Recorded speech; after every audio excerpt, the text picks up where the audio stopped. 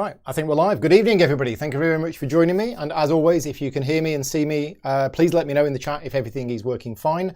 Tonight, we're bringing you a 3-player tutorial and playthrough of Fjordar, which went live on Kickstarter earlier on today. If you are interested in the game, you are going to find out how the game plays tonight.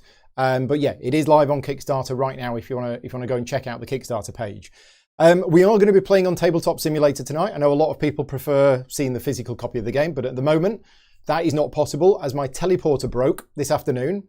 Russell and Jill were due to come over this evening and we were going to play the physical game. But yeah, unfortunately, teleporter's broken again. So we are playing on Tabletop Simulator tonight, which allows us to do this sort of stuff. So first of all, let's say hello to Russell. Good evening, Russell. Hello, how are you doing, Paul? Doing okay. Now you've had a hard, long day of teaching people how to play games. Almost. It was actually quite. No, it was just. Yeah, I'm back at work, and it's been hectic going from like 0 to 100 miles an hour again. But yeah, I'm looking forward to this game. This is fun. Yeah. So as a break, we're going to get you to teach some people how to play a game. There you go. Love it. Love it. Jill's also joining us tonight. Good evening, Jill. Good evening, Mr. Grogan. How are you? Doing okay. Now, none of us have played this game, although Russell knows how to play because Russell created the how to play video. So if you are looking for a pure how to play video without any of the playthrough stuff, that is on my channel now. You can go and check out that. It's on my channel, but it's Russell who did it. That is the how to play video for this game. Tonight, we're going to be playing through it, but we're going to be teaching you the rules as we go. Because whilst none of us have actually fully played this game from start to finish, we all had a bit of a dabble with it yesterday and we all know how it plays. Me and Russell are going to be handling most of the teach tonight. And as I say, we're not going to do all of the rules up front. We're going to start playing and we will teach you the rules as we go along. If you have any questions about the game, the publisher is in the chat. Go to PC's Games are in the chat. So basically, if you've got any questions about the game, you can ask them in the chat and they'll be here to answer you. And also, if we make any rules mistakes, which hopefully we won't, they'll be in the chat to pull us up on it. Right, so Russell, overview of this game. This game is set during the 11th and 12th century in Norway, where there was a bit of trouble going on, I believe. The Norwegian Civil War. This game is specifically set during the Civil War, which lasted from 1130 to 1240 AD. Again, I'm pretty sure that's right, but it was a while. It was a while since I've done the video, but that seems to stick in my head. Yes. And we're basically rival kind of parties, and we're all trying to basically get one of our people on the throne as I believe the King of Norway. So yeah, that's what we're trying to do here. So we're trying to push each other around and get one of our people to the top. Yeah. And whilst looking at the board, and we're using, by the way, we're using a preset configuration, which is recommended in the rulebook for your first game. You can build the board to whatever, ideas you want to when you play it. But although the board itself looks like this is a fairly small scale type of game, the actual game takes place over that 110-year period, doesn't it? So, I like to think about it as each sort of turn taking a few years, because you've got various heirs, and they come and they go. So it's a kind of a grand kind of time scale for this game, I think. Yeah, and the leader cards that we're going to be getting in the game, they are divided into generations. So that kind of signifies that there's 25, 30 years between them. So we're going to be playing the game. I mean, the overall structure of the game is that we're going to be taking turns. Russell's going to take the first turn, then I'll take a turn, then Jill will take a turn.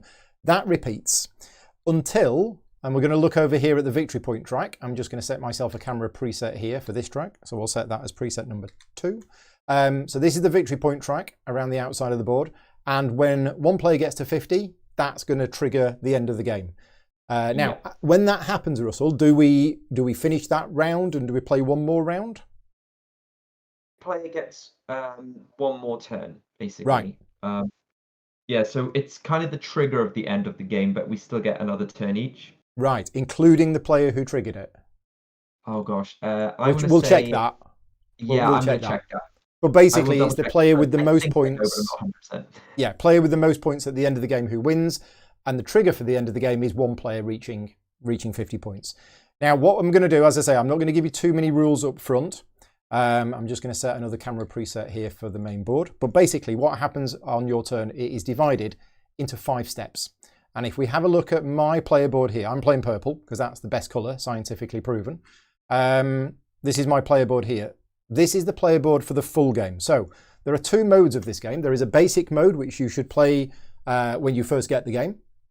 Or if you're a lighter gamer, or if you're playing with your family or something like that. But there's also the full game. We're going to be playing the full game tonight, so it includes some extra rules. And this board is actually 2-sided. So it's got the basic game on one side, and it's got the full game on the other side. Is it possible to increase the audio volume for Russell? He sounds far away. Yes, I can absolutely do that. Bear with us a minute. I will just go over here, and I'll do that. How far away is in the Russell? background, so you can hear me and let me know if that makes any difference. I can also go a bit closer to the microphone, but I probably no, it's shouldn't. all right. I can turn you up here. There you go. You've been turned up a bit. Let me know if that's any better. Anyway, on your turn, you do 5 phases. And these are all listed, as you can see here, on your player aid. So phase 1, play a movement card. You must play a movement card on your turn. Then you move your units. So you spend your movement points to move your units around the board. Then if you have moved into an area that contains other people's units, there is a battle. Then you do location actions. So if any of your units are in an area with a location, they can do a location action. And then it is the end of your turn. At the end of your turn, you will gain a point for every beacon that you've lit, if you've lit any. And then there may be an event. Events happen every so often, and that's basically the turn. The rest of the stuff that's on this player aid, we will explain as we go along.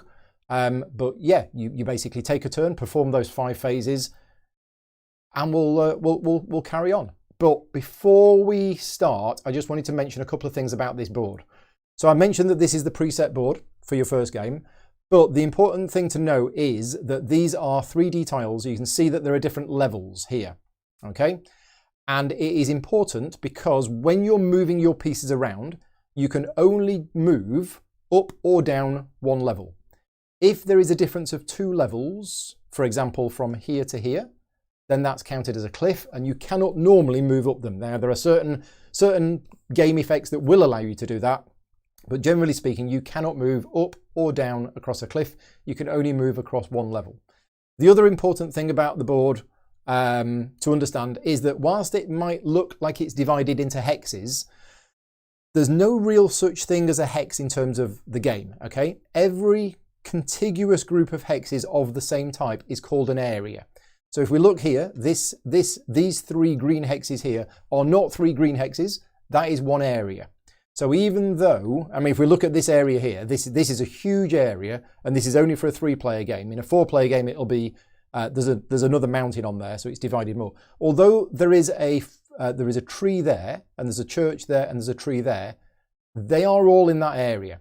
So it doesn't matter where you are in that area, you are in the same area with those 3 things. So that's the important thing from a game point of view, is that you're not moving from one hex to another, you're moving from one area to another.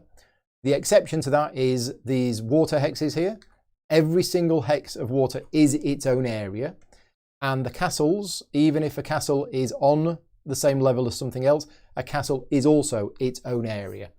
So that's just an important thing to get across with regards to areas. Okay, right. So I think that's it. Is there anything else you wanted to mention before we started, Russell?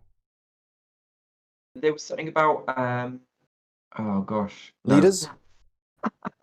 We need to do the leaders. I forgot what I was going to say, but no, I think it's good. It's good. Yeah, we need to do the leaders. So at the start of the game, you'll notice that each player has a set of battle cards. We draw them into our hand. And a set of movement cards. We draw them into our hand as well. So at the start of the game, we've all got the same 3 battle cards and the same 4 movement cards. But because we're playing the full game, we've got leaders. So these are the 5 leader cards currently available. These are the Generation 1 leaders. You can see that in the top right. It's got the little number 1. So these have been shuffled and laid out in a line. The rest of the leader cards are placed in a big deck here. So we have Generation 2 leaders, followed by Generation 3, etc., etc. Now at the start of the game, in reverse player order, we are each going to get 1 of these cards and we add it to our hand. So Jill, you are going third, which means you get a choice of which of these leaders you want to have in your deck or your hand of cards. So, at the risk of looking confrontational already, this Mm-hmm. lady with all her stabby swords looks appealing. Okay, Kristen. So that goes into your hand. Mm-hmm. We've had a look at these before the game started, so I've already decided which one I want. I'm going to take Ingrid. So that goes into my hand. And then Russell? Yeah, so I'm going to take... oh, God, I've lost it because I've moved... These characters, by the way, they've got the same artwork. I'm assuming that this is placeholder artwork for the moment and that the characters will have different artwork because otherwise it's two people that look remarkably the Well, same. they've got different effects, and they obviously do have different names, but yeah, Yes. they have the same artwork. Yeah, so I'm gonna take Sigurd Slomb. I'm not Okay. sure if I pronounced that correctly, but yeah, and I should apologize in advance. I did learn some Norwegian words when I was doing the video for this game, but obviously some of them You've I forgotten. still don't know how to pronounce correctly. So apologies in advance. Yeah, apologise if we butcher any of the pronunciations. Now, the rest of the cards here will slide down. So if there was a gap, they would slide down. Is that right, or do they disappear? These get discarded. Oh, We those no get longer discarded. use any Right. of the level 1 cards, Yep. but now we replace them with level 2 cards, which will be the Right. next 5. And then from now on, if any of these get taken as a reward for completing certain things in the game, Yep. then the gap would be sort of shuffled to the right, and then the gap would be Okay. refilled from the deck. Right. So the Generation 1 ones, any Generation 1 card that's not taken gets discarded. But from now on, nothing gets automatically discarded. It just slides down. Gotcha. Right. Okay. So Russell, do you want to start off with the first turn of the game? And the first thing you do is you play a movement card. So show us how that works. So, yeah, so basically movement, you've got 2 types of cards, movement and battle cards. And movement cards is what you play during this phase in order to gain movement points, which you spend. Just looking at how many points I need to do something useful. And I'm thinking about kind of, maybe I won't do what I did in the practice game. Maybe I'll do something and I won't do what I did in the practice game either.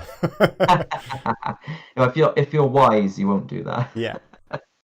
So yeah, I'm gonna try and get. I need one. If I can get, I don't think I can get 5 actually. Yeah, so I'm gonna play my leader card. Okay. So I play straight my away. leader card, which is Sigurd, and he gives me 5 movement points. You can tell by the obviously number of footprints symbols. Yep. So that gives me 5 movement points, and that is all you do on your turn. Phase 1 is play a movement card. Yeah. Yeah. So I'm going to spend those 5 movement points now for the second phase, and Yeah. moving into an adjacent level, equal level area is 1 movement point. So I'm going to move my Hjord figure. There is 2 different kinds of units. Your one Hjord figure, which is like your kind of leader, and then you've got the laydowns, of which you'll have several probably over the course but you of start the game. with 1, but you can get more of them. Yeah. Yeah. So I'm going to spend 1 movement point to move into this area, and because I've moved into an area that is unoccupied, I immediately place a control cube in it. That's now mine. I will now continue to move this. Oh, actually, I needed 6. Oh well, it doesn't matter. I'm going to go into here instead. So actually, maybe I'll yeah, fine. I'll go here, so I'll spend another 2 movement points because it's going from 1 level to 1 level up. Yeah. So that requires 2 movement points. So I spent 3 so far. That's 3 so far, but you now control that area as well. Yeah. And then actually what I'll do is I will move into this area here with my Ledang figure. Yeah. And basically just pop a control cube in there, and that is all my movement points spent. 1, 2, 3, no, 4. Yeah, so that's all of my movement. Wait, did I spend? You've got 1 left. 2, oh gosh, yeah, I do, don't I? Oh. Oh well, I'll just waste it. It's fine. You're wasting the extra 1. Okay. Now, quick question about the boat. Obviously, that is your boat because it's got your control marker in it. But, correct. But have you now left it unoccupied? That's correct. Yeah. So somebody could come along and take that boat from you? Somebody could. Okay. Somebody. If they were so inclined. But moving on, before anyone thinks about that too much, now because I'm in the next phase is battle, but obviously this only occurs if I was to end my movement with one of my units in a place with another opposing unit, but that hasn't happened. So we ignore that phase and go straight into location actions. So now, because I have a figure in a area with a location, which is this village here, I can do a location action at this space. So I've got two options. So the two options you have for doing a location action at a village is either to muster or to tax. Mustering is what I'm going to do.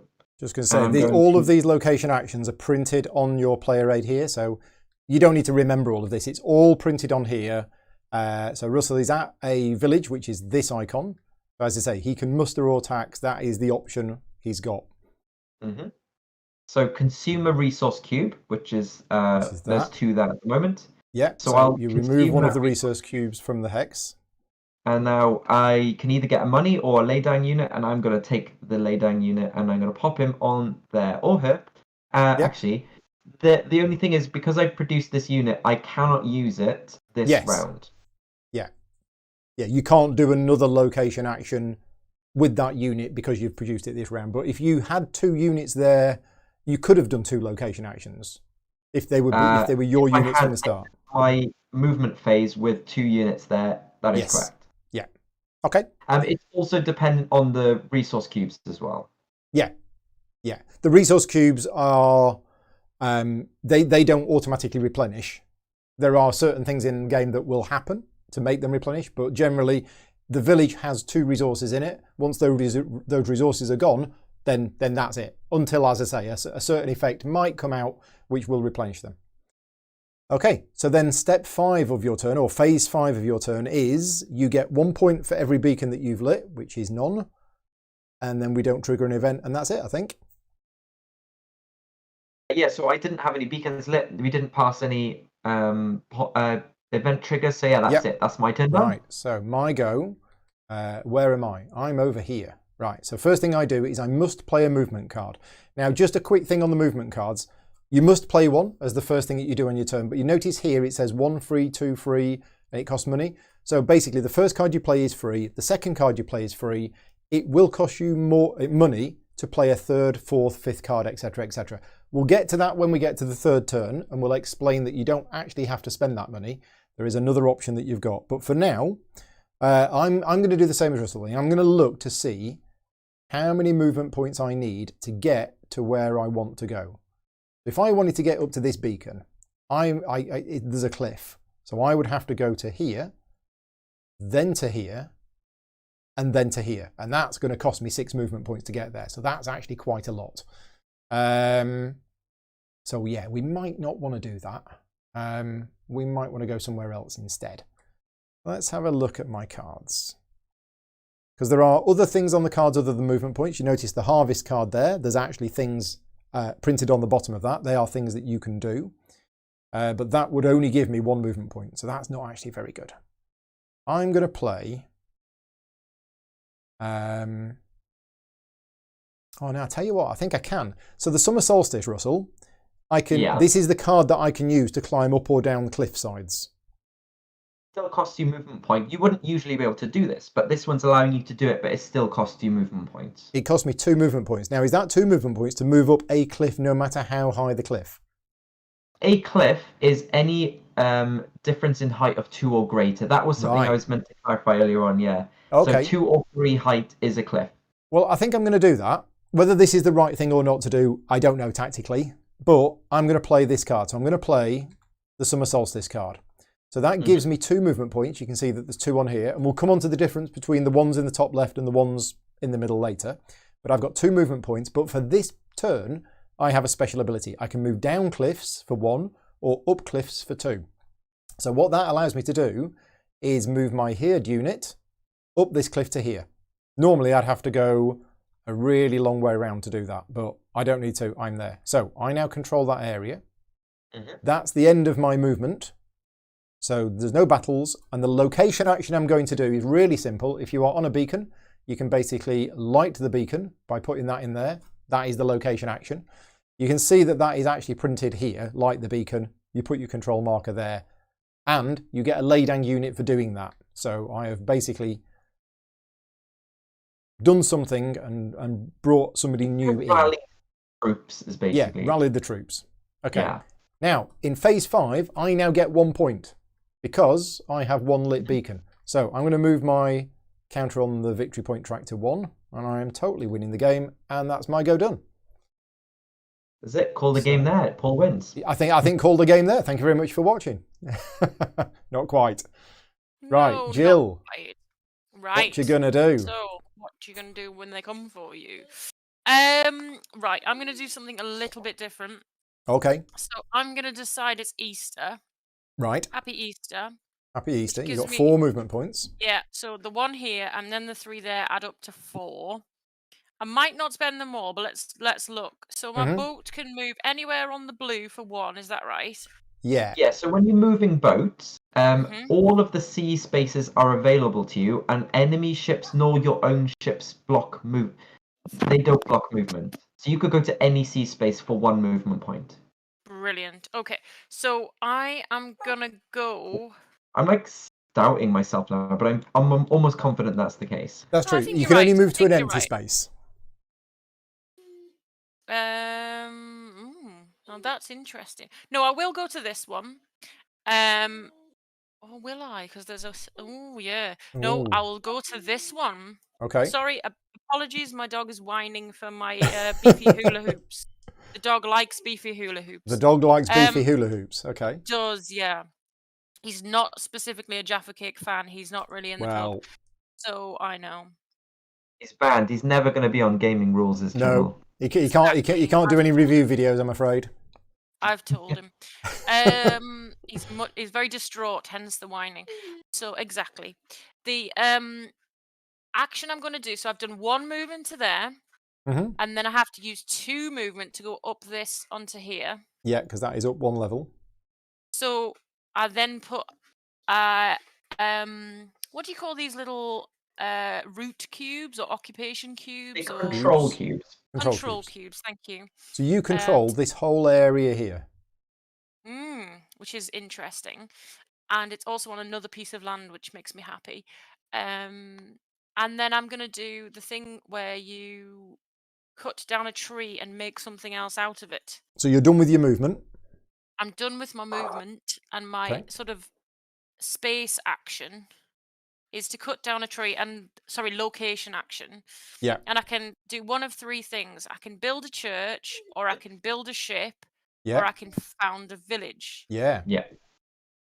No? Yep. Yeah, that's correct. Oh, yeah. So, if I build a ship... You can't build a ship because... It costs me 3 money. You 3 money, and Right. Now it's 1 less for every church you control, but obviously you don't control any churches either, so... Doesn't she? No? Nope. Do I not? This is a church, and this is this not a church? Nobody's controlling any churches, actually. So I would... Is this not a cube church? is on this space, right? Oh It's on gosh, this yes. No, area. you're right, actually. You're correct. Sorry, I didn't I'll put see the cube that. here. There you go. Thank you. Yeah. So you Yeah. do? So then I could pay 2 to build my ship now, Yes. if I wanted to. But Yes. if I want to found a village, I have to lose a person That's correct, yeah. So you have to and consume the unit. lose a tree to build the houses, Yep. and then you put these resources on it, or I get these Yeah, resources. so when you found a new village, it does come with 2 resource cubes. Right. And you get 3 points for doing it. Oh, let's do that. Let's definitely okay, do cool. that. So let's chop down that tree. So that's gone. That's gone. Got a village over here for you. Thank There's you, a thank village. you. And then some cubes. And then some cubes, yeah. There we Standing go. on top of my But person. that who's removes gonna your lay down carry them figure. away. So then he has moved into said village Yeah. and settled. So Yeah. remember what we said earlier on is that this game takes place over 110 years. So it isn't that you've just clicked your fingers and magically a village has popped up. It's that's Over a represented period of years time. of time. Yeah. Yeah, good. So that's excellent. So now I can move something over here to say that Paul is not, sorry, is it Paul Powell or, how did we decide to I don't pronounce know. it? I'm not sure. I'm not sure we agreed. But No, we didn't. he's no longer in the lead, so that's a thing. You gain 3 points. I did gain 3 points, which is marvelous, and I think we've done the location actions, and there's no points to be scored, and I've not lit any beacons. Nope. And Did you not want to spend your 4th movement point? Did I? I suppose I could move my dude out of the castle. Move him out of the castle into this area. Yeah. Thank you. That's helpful. Okay. That'll save me some movement next time. Yeah, I'm done. Thank you. So Russell. All right. So now I get playing to a movement card. A little bit more about the movement card line. Yeah. So both battle cards and movement cards, when you play another one, you play it kind of on top of and to the right of the previous one. So to create like a line. So this is where the margin thing comes into play. So I'm going to choose another card now. I just want to make sure I've got the right one because I need to just get the right number of points. So I need. Yep. Okay. I think that I can do. I'll do this one. So I'm going to play Easter. So I play Easter, and as you can see, it sits on top of there now. Because it's the second card, it's still free. Still free. So I don't have to pay anything to play that one. So I will do that. But now, because I played this card, it gives me 4 movement points on the card itself. But now I've got a bonus because of the previous card played in the margin. So I actually have a total of 5 movement points to spend in this round. Nice. Yeah.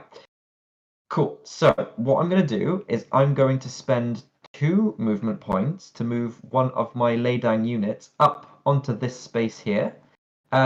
These victory point tokens, they are placed in strategic spots according to the number of players, and they are literally a one and done thing. So by moving this unit into this space, I have basically scored those 2 victory points, and that token gets removed from the game, essentially. So I guess I should make sure I actually score those points. Then I've got 3 movement points left to spend because that cost me 2. My 3rd movement point and my 4th movement point will be to move my my laydown unit into this space, so up into here. Yeah, it's very cold up there. And then my final movement point will be to move into this castle here.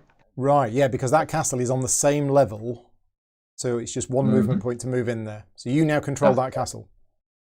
Yep. So that's all of my movement points spent. Yep. And now, what I'm going to do is obviously still no battles, but I'm going to do location action. And the only 2 places I can do a location action. The first one I'm going to do is this one. So I'm going to consume this resource, and I'm going to tax. Okay. So I'm going to go to the local people and say I demand money, and they'll basically give me getting money. Brett's just noticed in the chat, Jill, that you need to control this area here. There you go. Done. Thank you, Brett. Thank you, Brett.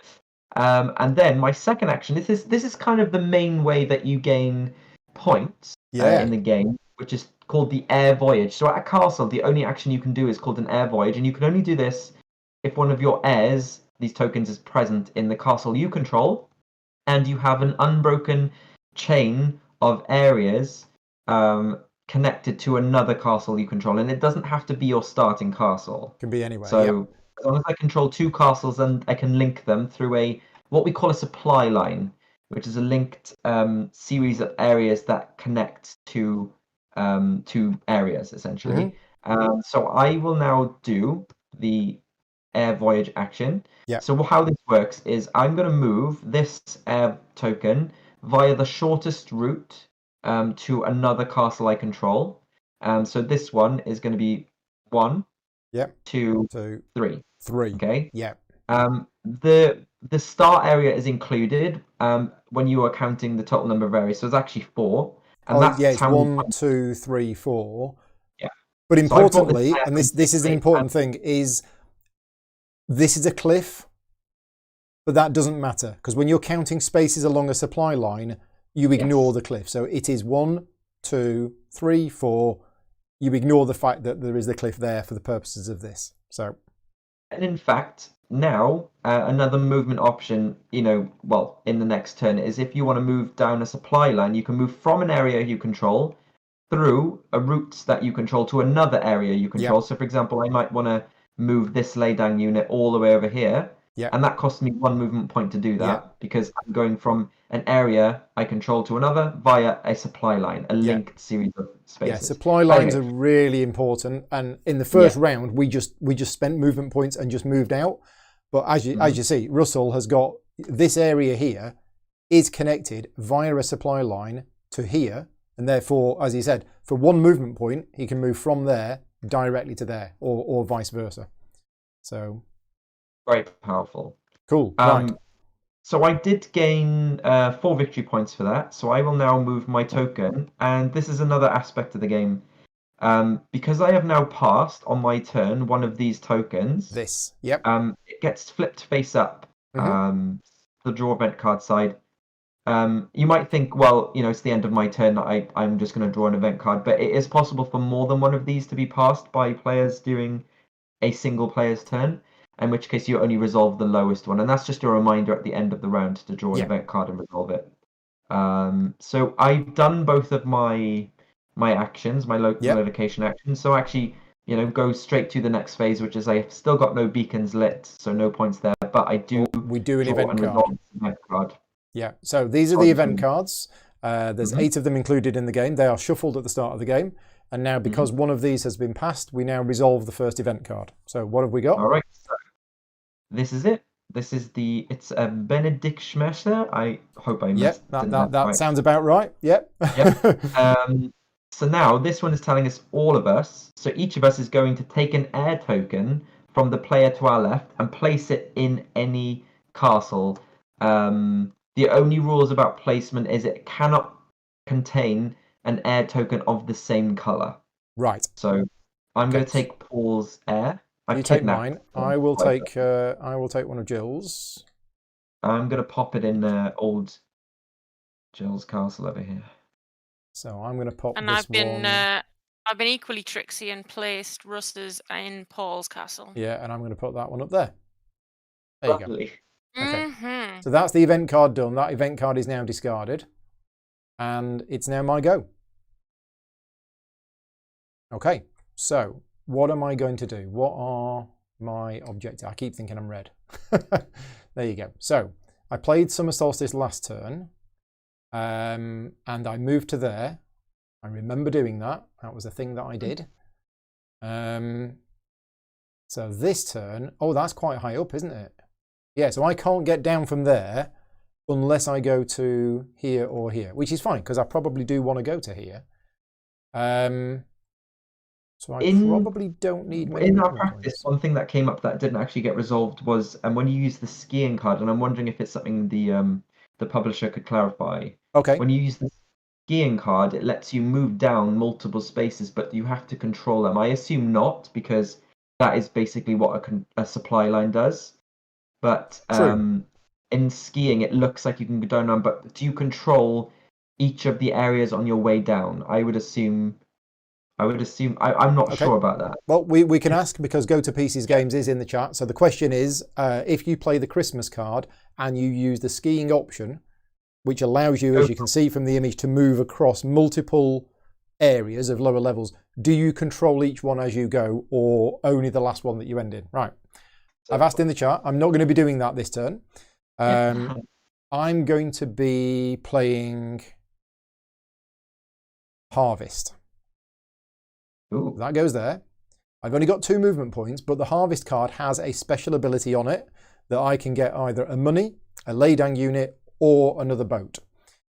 Now, where does that laydown unit appear, Russell? It appears in any, I believe it appears in any area you control. Okay. So, and when can I do that? Can I do that at any point on my turn? So, because that's listed as a free action, it can be done at any time during your turn. Nice. Okay, because I don't really want another laydown unit to appear on top of this mountain because it's hard to get down from here. But I think I'm going to do it now. I will resolve it now, and I will have another laydown unit in this boat here. Okay, so this is quite a well defended boat. I am then going to use my 2 movement points to move both of these down, because it's 1 to move down. So both of these units are going to move to here. No battles yet. And then I'm going to do location actions. And because I've got 2 people here, I can do a location action with both of them, which is what I'm going to do. So I'm basically going to remove the 2 cubes. And let's have a look at what we can do. I can either muster or I can tax. I think I'm going to do one of each. So I will tax for an extra coin, and I will muster with an extra Ladang unit there. I also need to control that area, which I didn't do. That is now mine.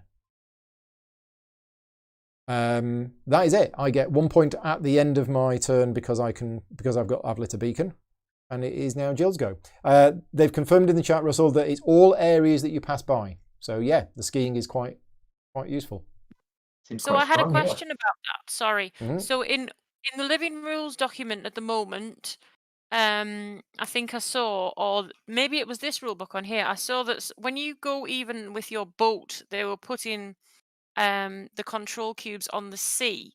Is that something we should do, or is that not necessary? You don't control the sea. You only control the boat.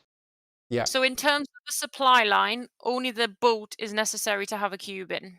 Correct. So if you want to supply line across the water, you need a boat to connect those 2 separate spaces. Okay, so the boat just counts as covering the sea with the 1 cube. Fine, perfect. Yeah. Thank you. Okay. As in, but only where the boat is. Obviously, you don't like. Yeah. You do not have a supply line between. I don't have a supply line to my new island from there. You do not. Don't have it now because that boat only links between these. There and there. spaces. So it's a I need. There. Yeah, so I need to have a person to get from here to here in another boat, say, to make a supply line. Oh, I think you can still use a movement point to move this boat. Without a person? Yeah, because you control the boat. Yeah, you still control the boat. I think you can still move that one because you control it. A radio, whatever it is, with the little rod thing by the edge. Well, no, I mean there are people on the boat. The Ladang unit is not just one person; it's it's a whole group of people. So there's crew on the boat. The Ladang is a passenger. Yeah. Fine. Well, it's best not to think of the Laydown units as one single person anyway. It's just like think of them as a group, and then and then they've got other people who are just minor, maybe like the pilot of the ship or something. But it doesn't count as like, Fine. So I could make a supply line. Say I could I could bring that for 1 point and bring it back, and yeah, okay, that's fine. So I've just got the rules on ships up in front of me. I'll just check them. But yeah. I am gonna use my Harvest Festival card, and because I place it there, that gives me a total of 2 movement. 2 movement points. Yep. Which allows me to climb up this 1-story hill. Oh, it does say to be able to move a ship, you need to have at least 1 unit on board. So yeah, I thought that was the thing, but I wasn't sure. Interesting. Oh, okay, yeah, it does say that. Yeah, I just spotted that in the rules myself. Okay, so does that mean that Jill has moved a ship over there? The Ladang unit has left, which means although that is still Jill's ship, you can't actually do anything with it. It means nothing, Paul Grogan. You keep your hands off my ship. No, I'm just saying you can't move it. Yeah, someone can keep their eyes off my ship. But forget the fact that attacking. I'm just asking, you can't move that ship anymore. No, that's true. I can't move that ship, yes. Oh, yeah, they've just mentioned that. Go to Pieces mentioned that in the thing, sorry. Okay. Yeah, no. Thank you. Yeah, okay, but you don't have to give him designs Go to Pieces, honestly. So, because I've moved my dude there, my Harvest Festival card says I can either have a coin, I can build a ship, but I've got no one to put on it, or I can take a Ladang person. So put that person straight in the boat. Can I? Yeah, because that's an area you control. Oh, so it doesn't have to go in that place. It can go anywhere. No, it's literally that is a free action. And you can do it anytime during your turn. And placing a laydown unit is placing it on any area you control, which includes that ship. Includes a boat. Mop my sweaty brow. There we go. There we are. Phew. So I've used my movement points, 1, 2, to climb up this 1-story high thing. Then my village actions are, where are we? Village actions. Muster or tax. Mhm. So muster means take another laydown, Yep. or tax says take a coin. Get some money. Now, tell me again about when it costs me to play cards.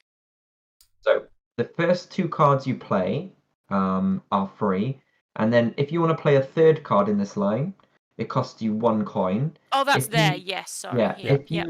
if you have 3 cards in and you go to play a 4th one on your next turn, it costs you 2, and every one costs 1 more than the one before it. But if you decided you didn't want to pay to play another card, you have to remove all cards from your line back into your hand, and then you start your line again from scratch. Yeah. Okay. So I think at the moment it's still probably beneficial to have another person.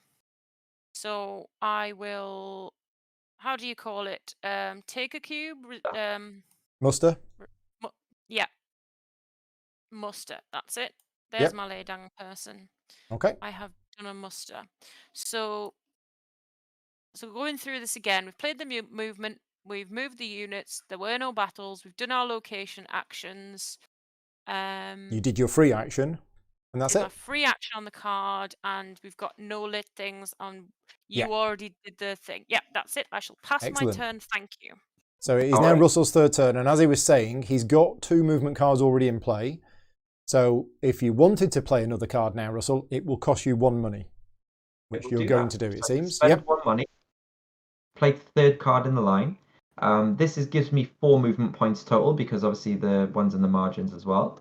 But it also has a special ability that, because it's Christmas, if I want to move up 1 level, instead of the normal 2 movement points, it only costs me 1. Cost 1, yep. And I can do the skiing thing as well. So what I will do is I will spend 1 movement point to move up here.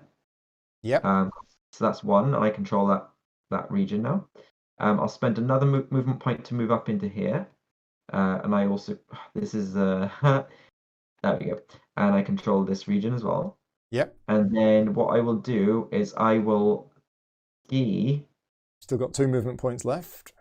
Yeah, so I'll ski down here for 1 movement moving point. through there and then there. Yep. Yeah. Nice. And score myself a victory point immediately for that. Okay, so you had that point on. And then what I'll do is I will move my my laydown unit from here via my supply line. Actually, maybe I just go skiing. Points. Yeah, I'll do that instead. Yep. You get some more points. Actually, do you know what? No, I'm not going to do that. I'm not going to do that. I'm going to move them up here, and I'm going to do something. Okay, yep. So you're doing the action where you move a unit from somewhere on the start of your supply line all the way through to another point on your supply line, and that's 1 movement point. Yeah. So, oh gosh, I'm doing this wrong. Yeah, so basically that's I've moved there. So I've spent so I spent 1, 2, 3, and 4. So all my movement points. Okay. Okay. So I will now do no battles, because obviously that's not done, and I'll use my location action to do this, which is to light the beacon, summon another laydown unit, and then now, because it's the end of my turn, I will gain 1 point for having you do have a unit here with this village, so technically you could perform a location action there. However, there are no resource cubes left on there, and all location actions at a village require 1 resource cube.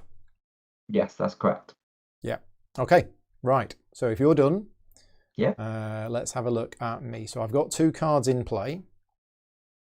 And do I want to play a third card? I mean, I can afford it. It's just, what am I actually planning to do? Because I've got so many units and I do need to move them. So I think we might go skiing ourselves. That skiing is quite nice, isn't it? What happened here? I got 2 units in there and one decided to stand on the other ones. Oh, Brett's saying, Jill, you need another control cube on the board. Oh, where did I not put one this time? Where here? Oh yeah. Oh, in my village, absolutely. Thank you. Watch. So thank you. Yeah, I think I'm going to play my leader card. So I put that one there. Because it's my third card, I have to spend a coin.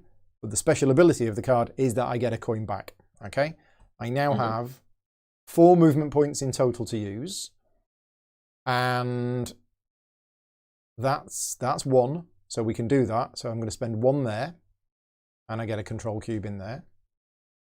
I'm going to spend 1 to go onto here. That's 2 movement points spent. Oh wait, no, two movement points to go from here to here. Oh, sorry, it's 2, isn't it? Yeah. Yeah. So 1 to go down, 2 to go up. So I've got 1 movement point left. Oh, yeah. Okay. Wait, where did you move? Because if you moved from here to here, sorry, I did. that's 2. And then where did you go the other one? From here to here? I went down. Yeah. So that's 3 movement points, but you have 5 in total. I can't count. Thank you. I have 5.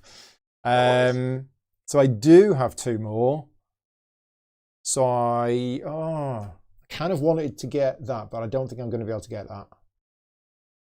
No. So I'm just going to move to here. Okay. Nice. No battles. I do have 1 location action, which is in the forest. And I think... Do I control any churches? I don't control any churches. I think I might build a church. So this is an action we've not seen yet. But the civil war that lasted for the 110 years, there was a lot of building and burning down of churches during that time. And that's one of the things that you can do in this game. So I'm going to build a church. Now, there is a part of the victory point track here. Let's just rotate round, that we haven't really looked at yet. But this is the burning and building track. And all players start off at the start. And what I'm going to do is I'm going to build a church. So what we do is we look down at the next build space, which I'm the next one for me, which is here.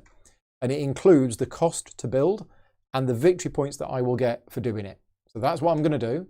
I'm going to move to here. So it costs me 1 money and I'm going to get 1 point. So I'm going to add the point on now. Where's my money? So it spends my 1 money.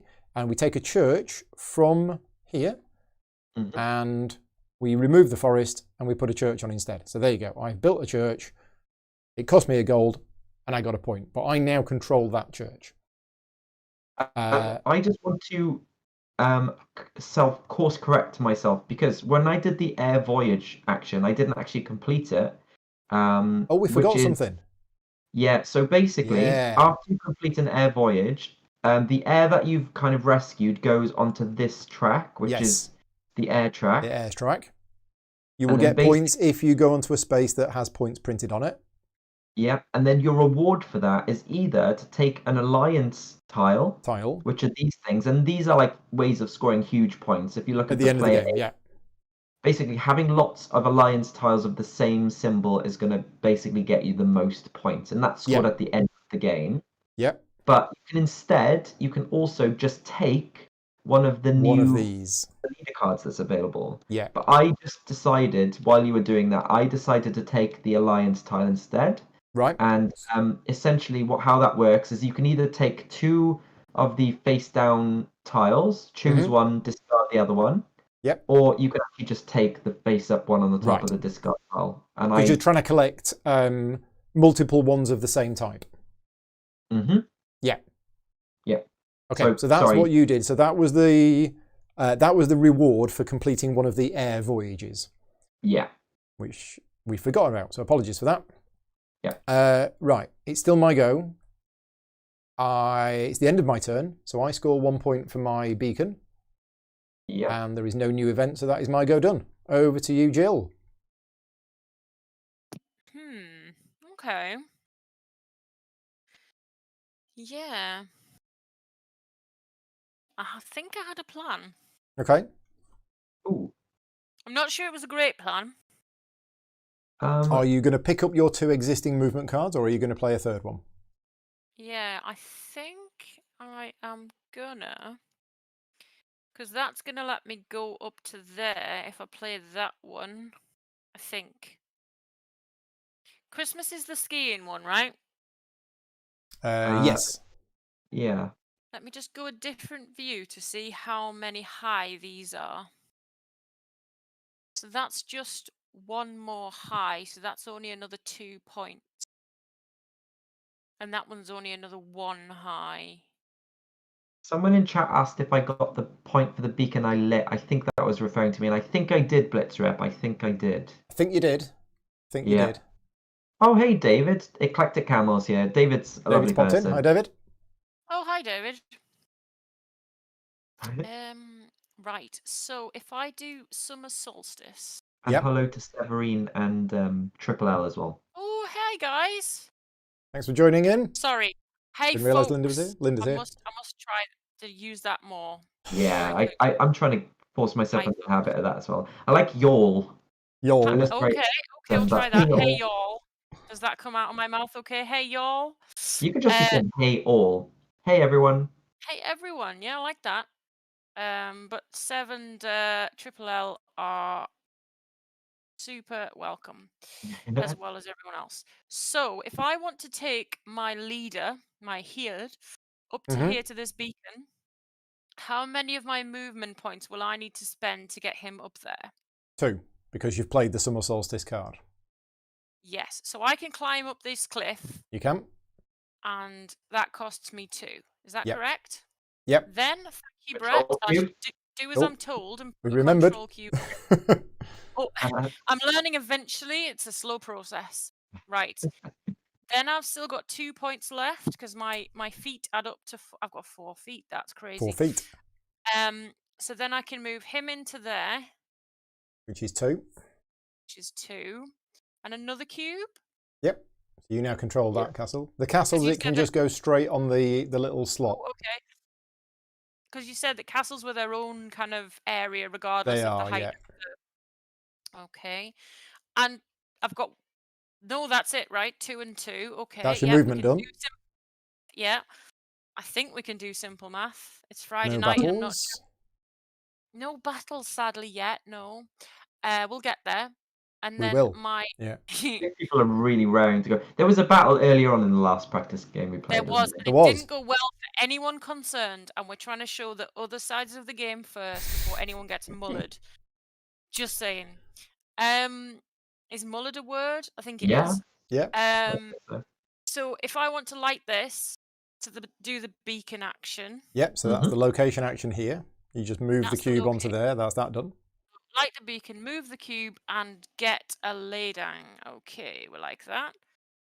So that's that. So then we you bring have a location action here if you want it. Yeah. So can I do the thing with the thing where you bring a dude? Yep. So that dude comes. So 1 for here. 2, 3, 4. 3. So 4 points. I tell you what, I will move that for you. So you're on 7 points at the moment. Yeah. He goes there. Then you put him on air track, and now you can either take this alliance tile. You can take 2 from these stacks. Look at one, keep one, discard the other. Okay. Or before you look at those, you could also choose a new leader card if you wanted instead. I'm good with my leader, thank you. Shift. Well, it doesn't replace it. It's an additional one. Yeah, it's an extra card in your hand. I'm okay, thank you. Yeah? Yep, I shall have this one. Thank you. Okay. And where does this one go? That one goes on the discard pile. Face up. So flip and discard pile. Thank you, thank you. All right, lovely. End of your turn?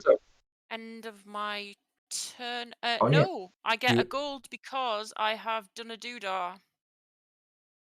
Huh? A gold? 5th part of your turn is 1 gold per lit doodah. No gold. Point. That's 1 victory point. So that's the beacon. 1 victory point. Sorry. Okay, so I get a point for You having get a the lit victory point. beacon. You're right. I will add your victory points on, so you're now an 8. Do you not get one for yours last time, Paul? Because then Yeah. have. I think I did. You did. Okay. All In fact, that's my only points. It's from my beacons, I think. Okay, and then that's me done then. Oh no, I got one for building a church. Yeah. You did. Russell. Okay. So now, are you going to play a 4th movement card? So I'm not playing another card. So I'm going to bring these back into my hand. Okay, and then you just play a new one. Again, playing my battle line again. And I'm just deliberating which one to do. I think I'll play my. I mean, I don't know if this is the right thing, but I'm going to play my leader card again. He's pretty good with his bazillion movement points. He's 5, got 5 isn't it? feet. He's very memorable. His old 5 feet so good. All right, so I will spend 1, one movement point to go from. One movement point to go from here to here because there's a supply line. Oh, yeah. One movement point to go from here to here into this time because it's going down one level. I will add your points on. 2 points. There's the points. So, we're going to draw an event card this turn, it looks like. We are. There we go. Fine. And then I've got 3 movement points left. So let's move this. Let's move my. Oh, my head's over there. Let's move this person over here. That's Then one I'm for going going to down. move. Yep. And then I'm going to move one of my units into the ship. Oh, oops. Yep. And then I'm going to move my ship over here. Right, so that's broken the supply line here. Yep. So I Right. spent all my movement points now. Okay, so no battles. No battles, but I do a location action, so I'm going to burn down a church. Right, so this is the other option of churches, is that you can burn them down. So that is... The only thing you can do with when you're at a church location. Yeah. But It is the you don't only have- thing to do at a church. We are not condoning this in real life, but it was 12th century Norway. These things happened. So basically, you remove the church from the board, and very similar to what I did, in that I looked for the next space with a build space. Russell looks for the next space with a burn space, moves to it, and gets the reward that's printed to the left of it. So that is my One turn gold. done because I can't do anything else. Yep. But You've got a beacon, I do haven't you? score a point for my lit beacon. Yep. So I'll take another point for that. And Got that. now, And now we get an draw an event. Yep. I'll flip it over and see what we got. Drum roll. We have Ooh, Allsock. So So we add Every another village. resource cube to every village, unless the village already has 2 resource cubes in it, in which case it doesn't get a new one. So, I've done this one here. I've done this one.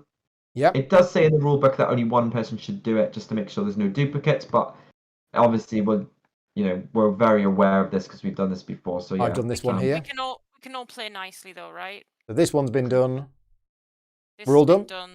Yeah, Yeah. we're all done. So that, Yeah. that event has been resolved. Okay. That signifies kind of time and growth and stuff. Yeah. So my go, I have to play a movement card, and if I do, it's going to cost me 2 gold just for the movement cards. So I need to decide if indeed that is something that I want to do.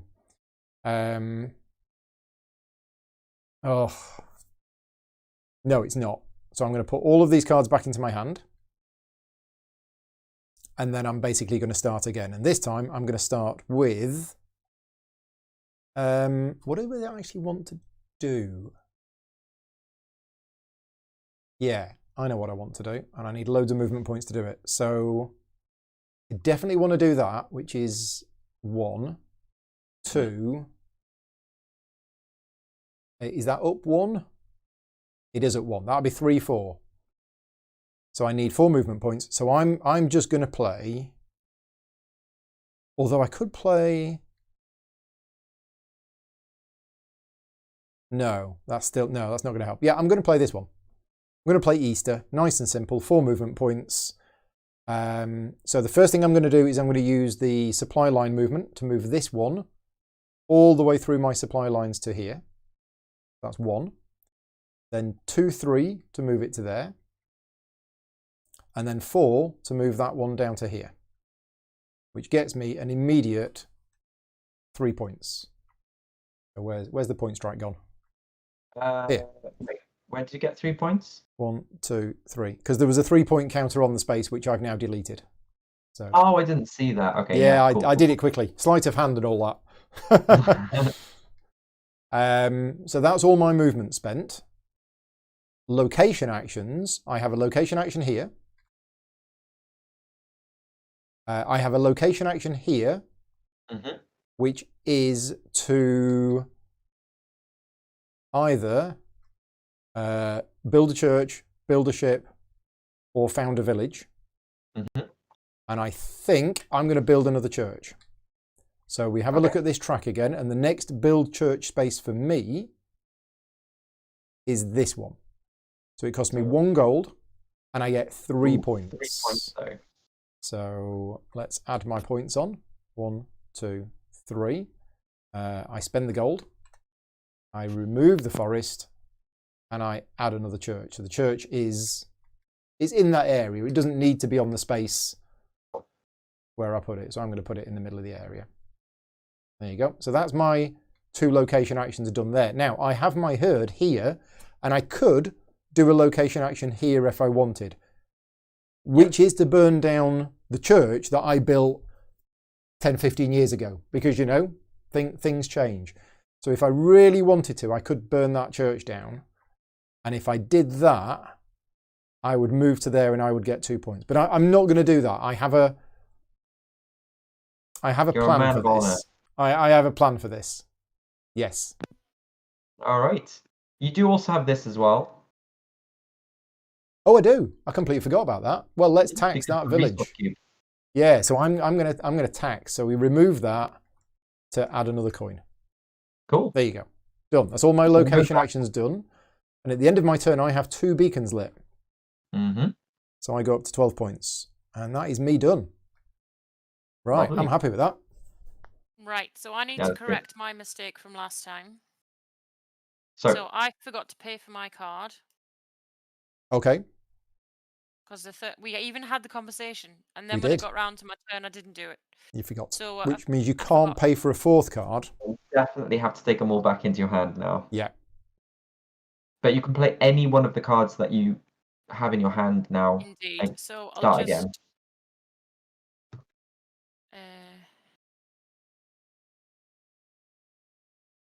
Do that. Okay, and now you play any 1 movement card. And then, that's very frustrating because I had a plan and I've messed it up. But okay, can I ask a question open hand, sort of? Mm-hmm. Sure. This is a teach. So if I played that one, and I wanted to move this ladang here. Yeah. This is 1 point to this area. Yes, because it's moving upwards, yeah. Yeah. But it's also on your supply line, so it doesn't even matter that you play that, because this is connected to this supply line. It's just 1 movement point together. 1 movement point. Okay. And then, how much to here? That would be 1 if you played that card you just played. Okay, so I could get there with 2. Yeah. Yes. Perfect. Okay, so I'll play that card. And then I will move this onto the supply line, as you said, which is 1. Which is 1. And then up to here, which is another 1. Which is normally 2, but because you've played Christmas, it's 1. Christmas, it's 1. Happy Christmas. Happy Christmas. How do you say Happy Christmas in Norwegian, I wonder? That is the question for Go to Pieces Games. How do you say Happy Christmas in Norwegian? We'll all practice it. Pronounce it correctly. Do they have a Santa Claus? Because that's also important. I would say yes, but who knows? Sometimes they have like a reverse Santa Claus in some cultures where if kids are naughty, bad things happen. I just wonder, you know? So hang on a minute. Are you saying that a reverse Santa Claus that takes things away from a child if they've been naughty is not the norm? Away. Yeah, sometimes. This is why I've turned out the way I have then, because that's what I was told when I was a kid. To you. Yeah. Thanks for that, Jill. Yeah, that's the other side of the Christmas mystery.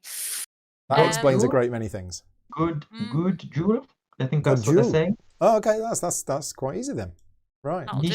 I think that's the pronunciation of Santa. Nishan. Right. Okay, excellent. See, we're learning all these things about this culture. It's fantastic. Thank you, everyone. That's really awesome. I learned something today. I think the whole Christmas tree thing came from Norway.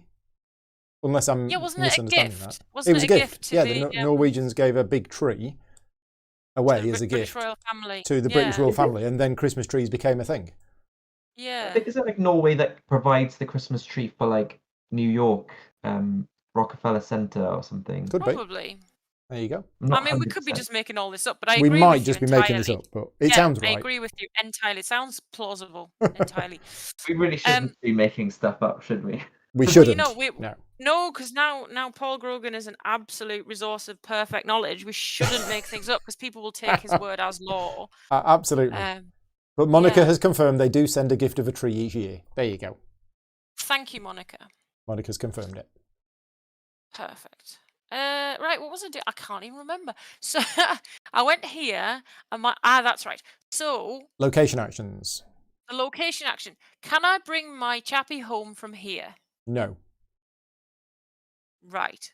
because you don't have a supply line between that castle and another Because of that your castles. dude is not in that boat. Right. No, it doesn't matter. Yes. The boat is your supply line, but it doesn't go any further.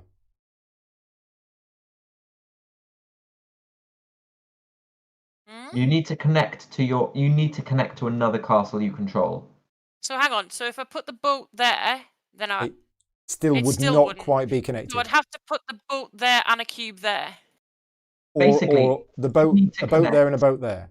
Remember, each sea space is an individual area, so you would need to have a connection via areas to So you another need to have castle two you boats. control. Right, got you. And where you are right now, that this is a separate supply line. This Yeah. and this and this. This is just its own mini supply line that's not connecting to anything else. So if you wanted to bring it home here, you would literally need to join it via here and here, for example. That would do it. Yeah, because you already control this area and this one, so you'd need to bring the boat. So You'd the need to bring boats the are boat. basically bridges rather than Yes. boats as such in Yeah. that point of view. Okay. That clarifies things. I mean, not in a helpful way, but like in more knowledge. I have now more knowledge. I can't do what I want to do, but you know, thanks for that. Knowing that, I'm okay if you want to redo your turn Oh because right, it's no, that's okay. So what the castle actions? Let's have a little look. It is What can I just the do? air voyage. That's the only action you It's can do in a castle. Just okay. Well, in that case, I'd be extraordinarily grateful if we could return back to this Absolutely. Yeah. bit. Oh, yeah, sure. I'll put that back in a sec, and then do a village action to consume a piece of wood. Wait, that one. So either get a laydown unit or I think I need to another tax. person. Yeah. Yeah. Yeah, because you need to control the castle with the air in, and you need to move this with a unit in it, basically. So. Yeah. That's fine. Thank you. Okay. And sorry, I put the laydown here because I've mustered him here. That's correct, Yes. right? Perfect. Okay. Thank you. And then I get 1 point for having one lit Dubry. Mm-hmm. And then that is my excuse for a turn. Right. Over to you, Russell. All right. I'm going to play Easter again. Right. And that gives me 5 movement points in total. So I'm going to move 1, 2 to get into here. Uphill. Yeah. Yeah. I'm going to go 3 to move this piece into here. Through the supply line. Yeah, because this is all one area, this. Yeah. And then I will move up this unit here for... actually, do I want to go there or do I want to go up here? Let's go 4 and 5 up here. So yeah, I'm going to go up there. So that's all of my movement points used. Yep. Location actions, I will... I'm so tempted to burn the church, but I will... You know what? I will... Well, it's interesting because you could burn this church down and build another church here. I could build and burn. Yeah. Yeah, burn and build or build and burn. Further down the track, but I'm just debating whether... Actually, I think I will burn the church, actually. So I'm going to burn this church. You're going to burn that church down, which moves you onto the next burn space, and that gets you an alliance tile. That does give me an alliance tile. I'm going to do that right now. So I'm going to draw... actually, yeah, I'll do it here, because then it's fair. And then I hold down... Is it Alt and... Alt and Shift. Alt and Shift. Yeah, that looks at the other side of it. Okay, I'll take this one into my hand. Because it's secret. We don't know what Russell's taken. But the other one goes on the discard pile. That one gets discarded. There you go. Okay. And then that's one action, location action. And then the other location action I'll do is going to be to. Yeah, you've got a choice Ooh, of 3 because you've got the forest here. yeah, I can either do because this guy. Or you've got a village action. Basically in 2 of those locations, so he can Mm-hmm. choose to either do a forest action or a village action. You know what? I think that I was going to build a church, but the reason why I was going to do that is because it was going to potentially give me some points. But actually, I think what I'll do is I'll found a village. Oh no, wait, building a church. Building a church just gets you that, isn't it? Yeah. Building a church for you is going to cost you 1 money and get you 1 point, whereas building a village is going to get you 3 points. I think I'll build a village. I'm going to build a village. Found a village. So it costs you the laydang. It costs you the forest.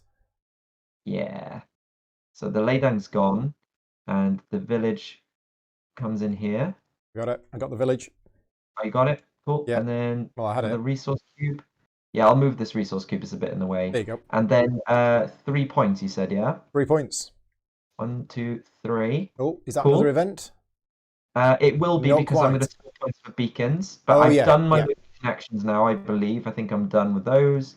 And then I will now do the lit beacons, which is 1 point, and that takes us over to the next event. So I'll resolve that now. Okay, let's have a look. See what we get. The next event is... Oh, it's another air thing. So we all take the player to the player on our left. So I'll take Paul's air, and I will. Oh, there's not many spaces. Oh God! I'm going to put one of Jill's up here. I'm going to go there. Done. Okay. All right. So there we go. That's the end of my turn. My go. So, what am I planning to do? Let me just have a look at this track again. Okay. Yeah, so we've got some money. How are we going to get there? That's going to be, it's going to be 3. 3 to get there. And is that on the same level? No, that's down 1. So 4. So I need 4 movement points to do what I want to do. But generally at least 3. So let's have a look at my cards. 2's not going to cut it. Oh, unless we decide to do...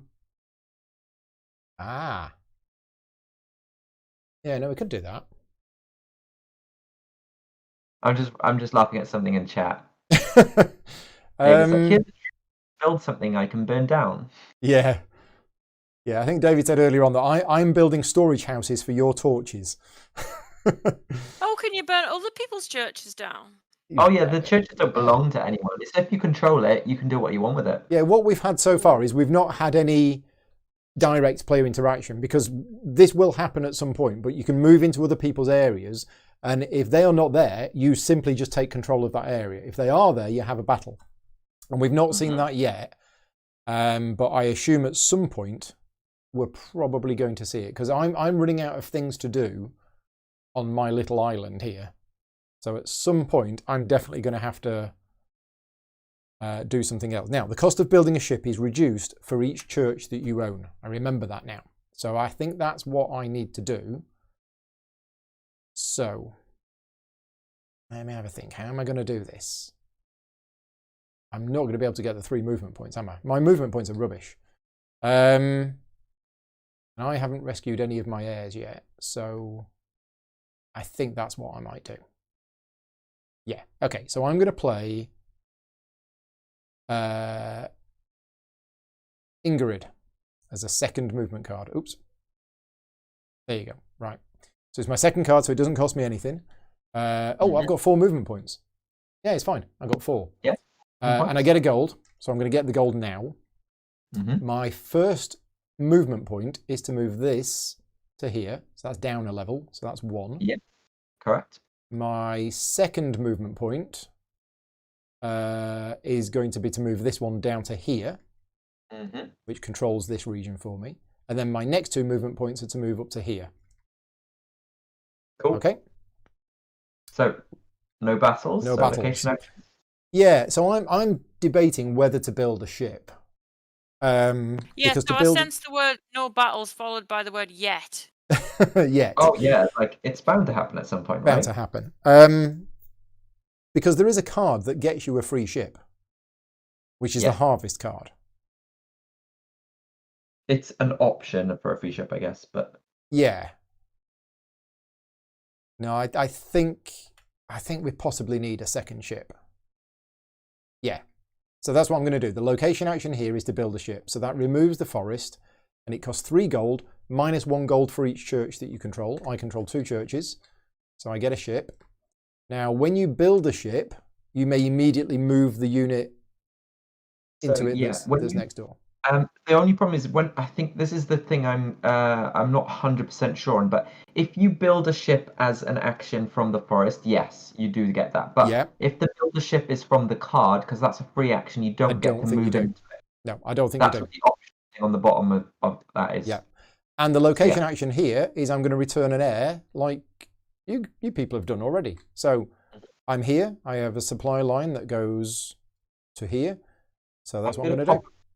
In that ship that you just built. Oh yes, but I can't do the longest route. I have to do the shortest route. So it's actually just 1, 2, 3, 4. It's 4 points. That goes back. So I get. It doesn't go back. It goes on to this space. Oh, sorry, it goes on there. So I get 4 points plus an extra 1. It's 5 points.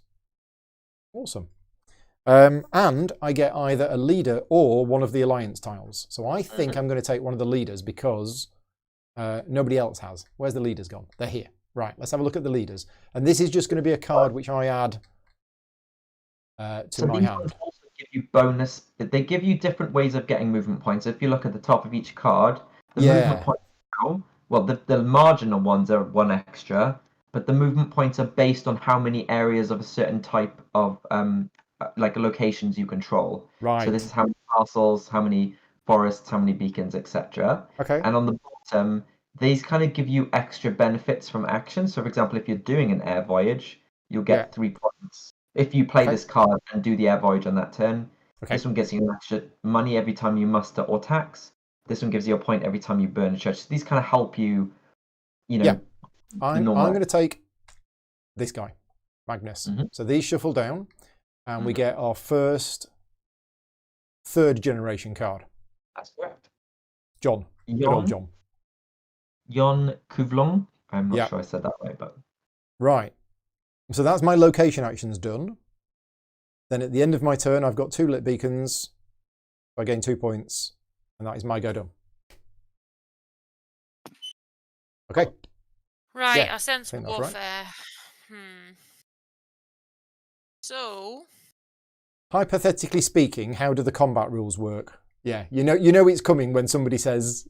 Someone says that. Hypothetically speaking. Well, how about I take my action and show you, You Mr. could. Brogan? Off you go then. I could. Actually, no, because you're on your boat. I couldn't attack you on said boat, could I? I'd have to move into You can attack on a boat. You can. You just move onto the boat. To the boat. Okay. So this is just a clarification in regards to movement and battle. So if you move a unit into an area and there's a unit of another opponent there, you must stop movement of any units that are in there. So you can't then move into somewhere with someone else and then move onwards again. However, you can consider that space part of your supply line for the purposes of bringing units to aid you in battle. So if you want to move, get support in, you can move them to that space for 1 movement point because it's considered part of your supply line. And yeah, that's just a clarification. Hopefully that makes sense. Okay.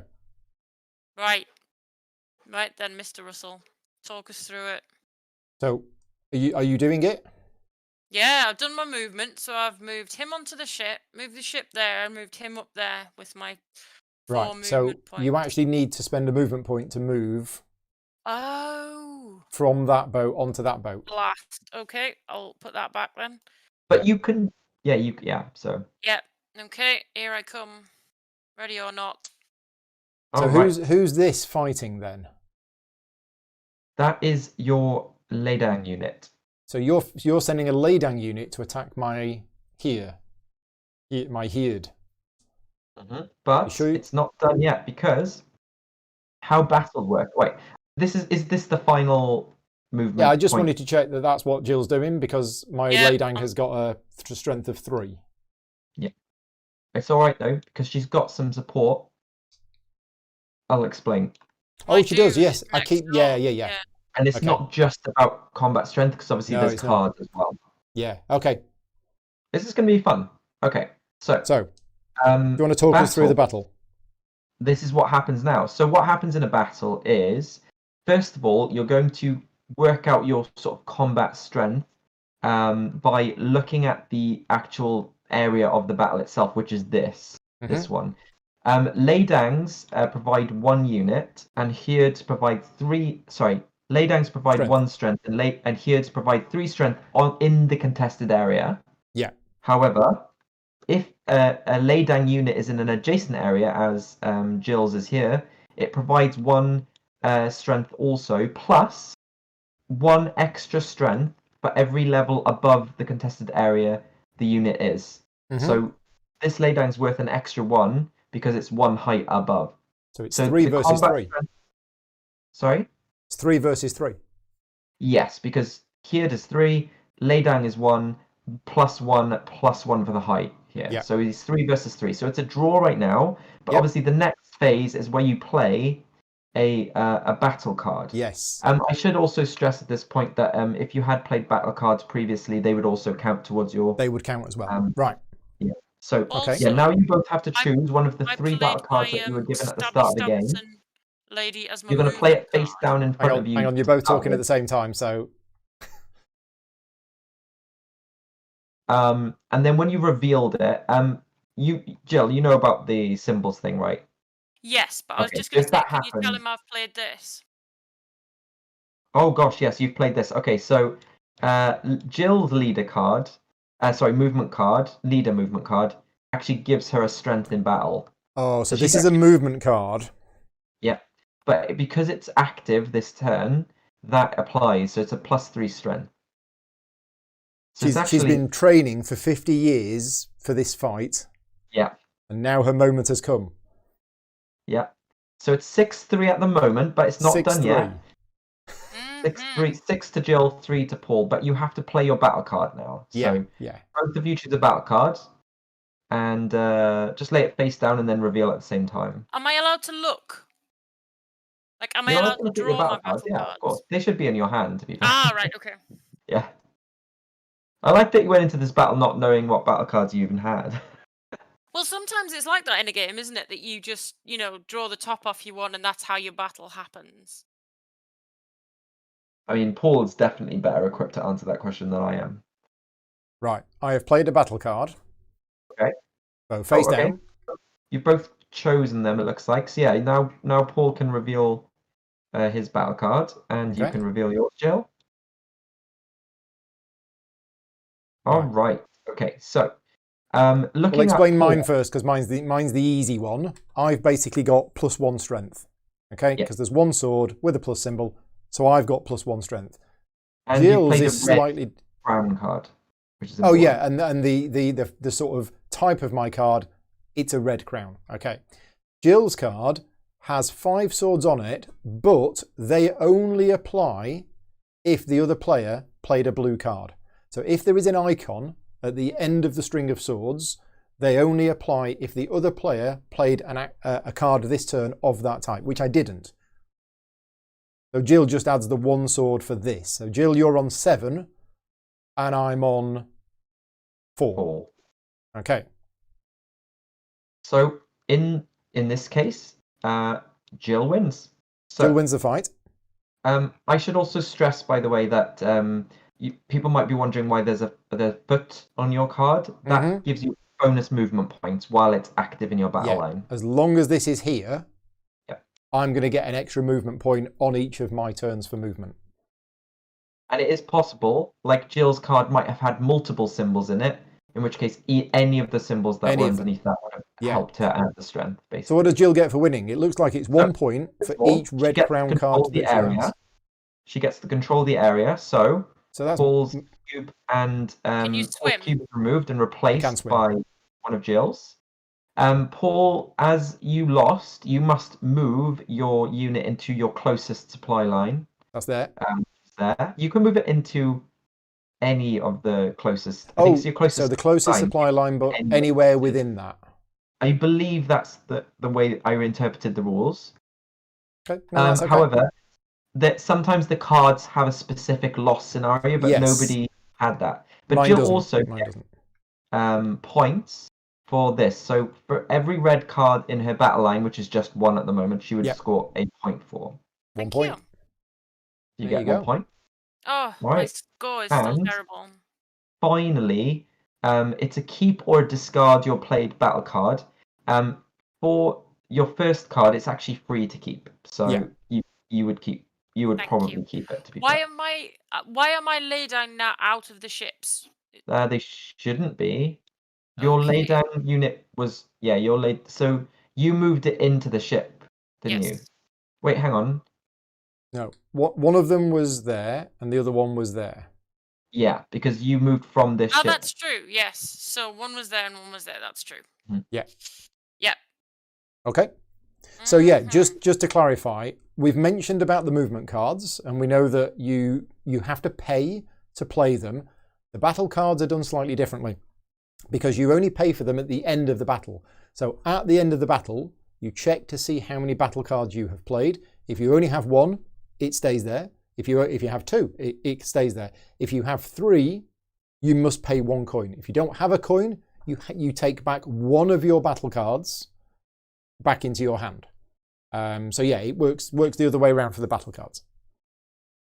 Okay, right. I think that's it. Have we done Jill's beacon scoring? Location actions now. So Jill actually has. Location actions. Yeah, that was just a battle, wasn't it? That's correct. Yeah. So I can get nothing from there. Although he was actually here. Well, it doesn't matter because he's in the whole area. He's in the whole area.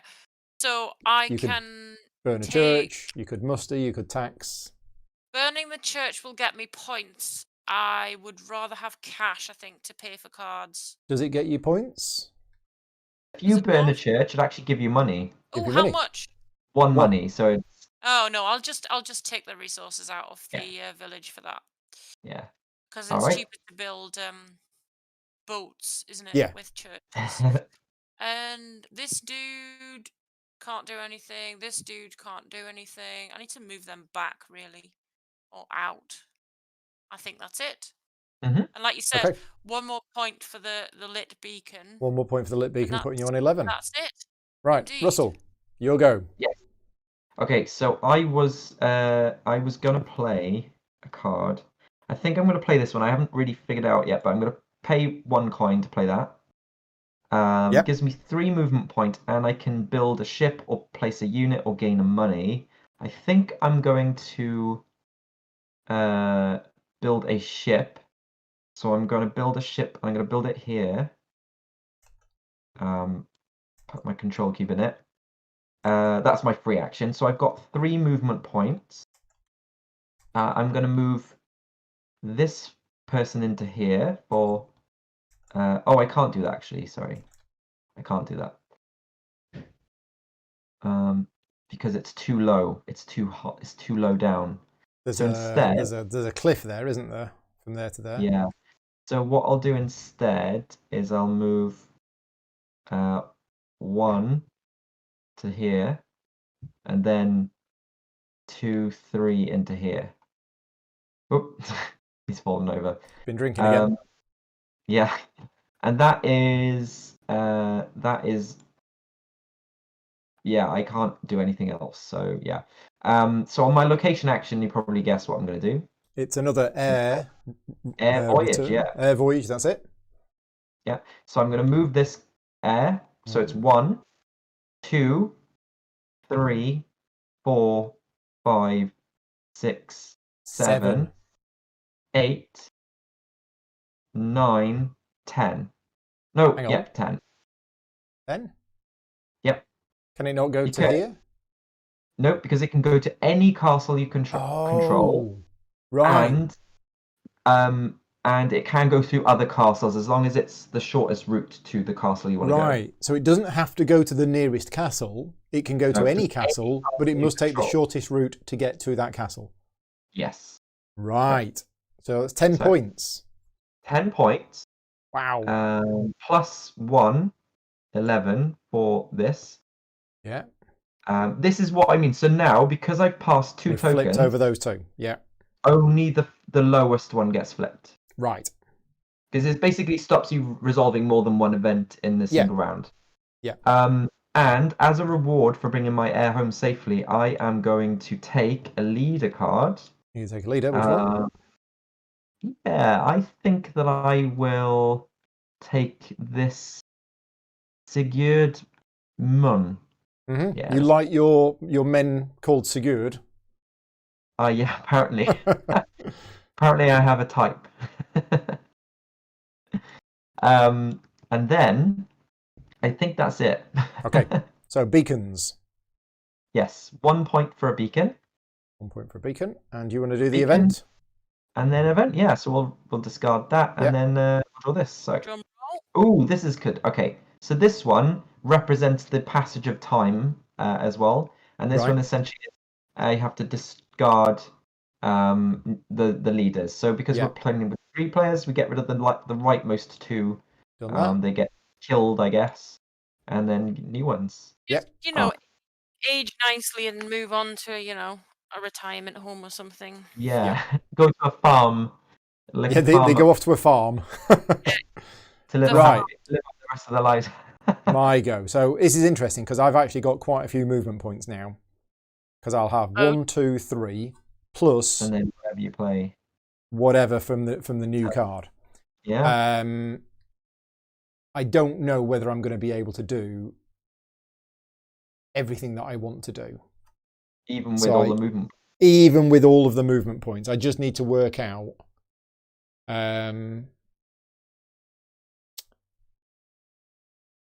yeah, I'm not sure I can. Oh, it's tricky. It's tricky. So and how much gold have I got? I've got 2 gold. So I kind of want to do an air voyage this turn, but I don't think I'm going to be able to because of the distance away that it's going to be. I kind of want. Oh, I don't have one there. I was going to go there. I don't have one there. This is probably my closest one, but to do that I need another boat, which is going to be there. No, I think I can do this. Oh, Paul Snuggs asked earlier on if all 3 hands are the same at the start, and yes, we all get the same starting cards. Apart from the drafted leader. Yeah. Yeah. So I'm going to play this. This is my new leader card. This is my 2nd generation leader card, Magnus Erlingsson. And he basically gives me 1 movement point for each beacon that I have lit, which is 2. So I've got 1, 2, 3, 4, 5, 6, 7. I've got 7 movement points. Now, Russell, am I right in thinking that I can spend 1 movement point to move to here, and that is now my boat?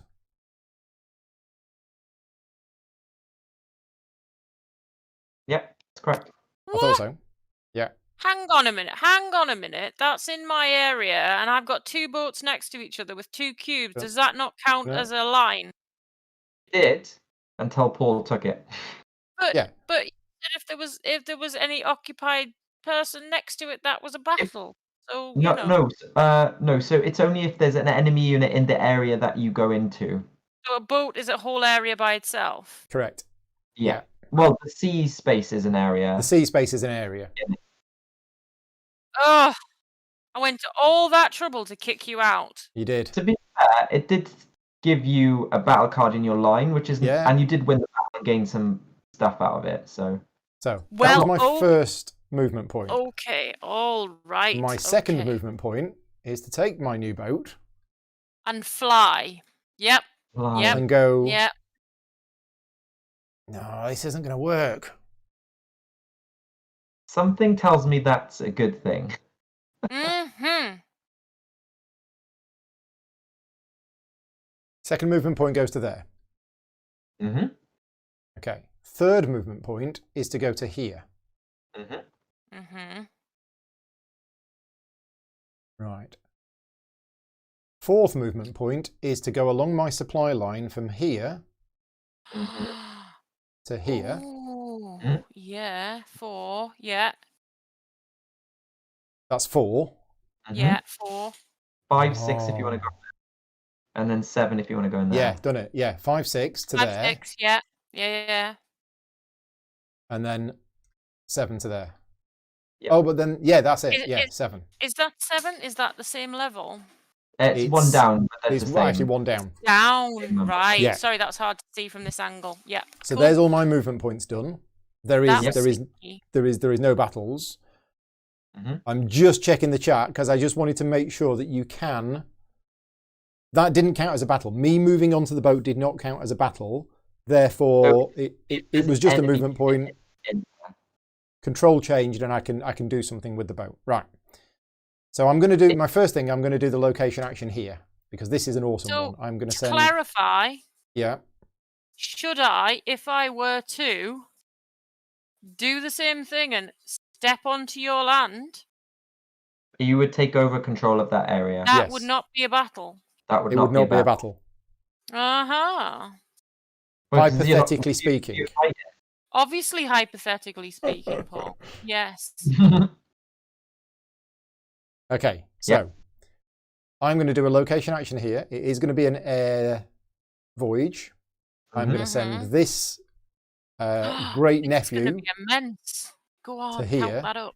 So it's 1, 2, Yeah. 3, Yeah, 4, 5, 6, 7, 8. yeah. Because that's the shortest route to that castle. So that's 8. 19 to 27. Yeah. That comes off the board. But because I played this card, it's actually an extra 3. Oh, nice. So 1, 2, and I've deleted it by accident, and I shouldn't have deleted it. So I'll just create another one. There we go. Yeah, because it needs to So- go on the. because it needs to go- space over there. Yeah. So it's actually 12. I've given you 8 plus 3 plus 1.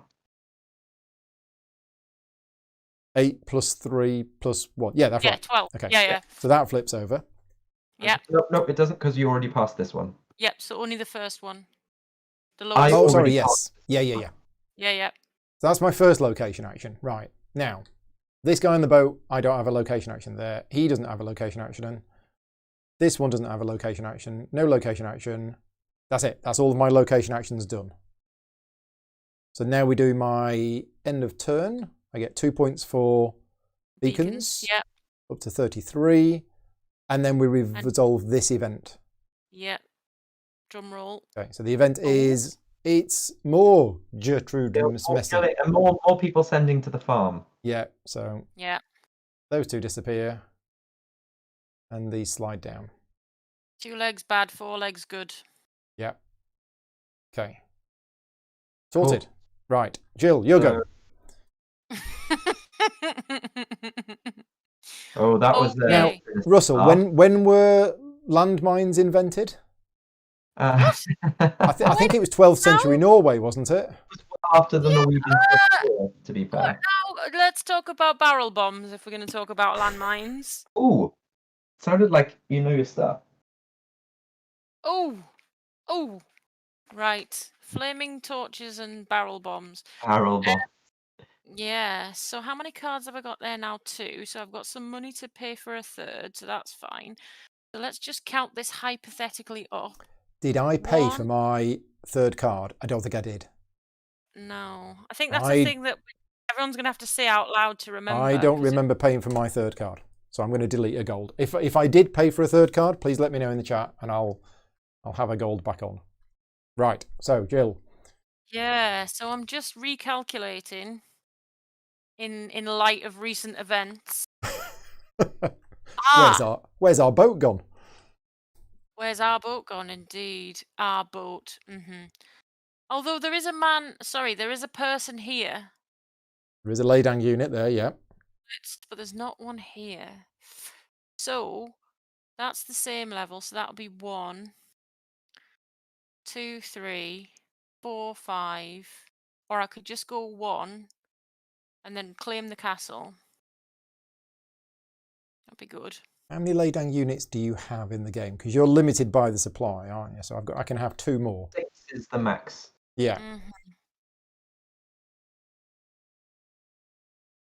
Okay. But there's no more resources on this village. Mm. So that's a bit of a shame. But if I make him there, then he can create a new one. Okay, so I'll pay 1 to have Easter again.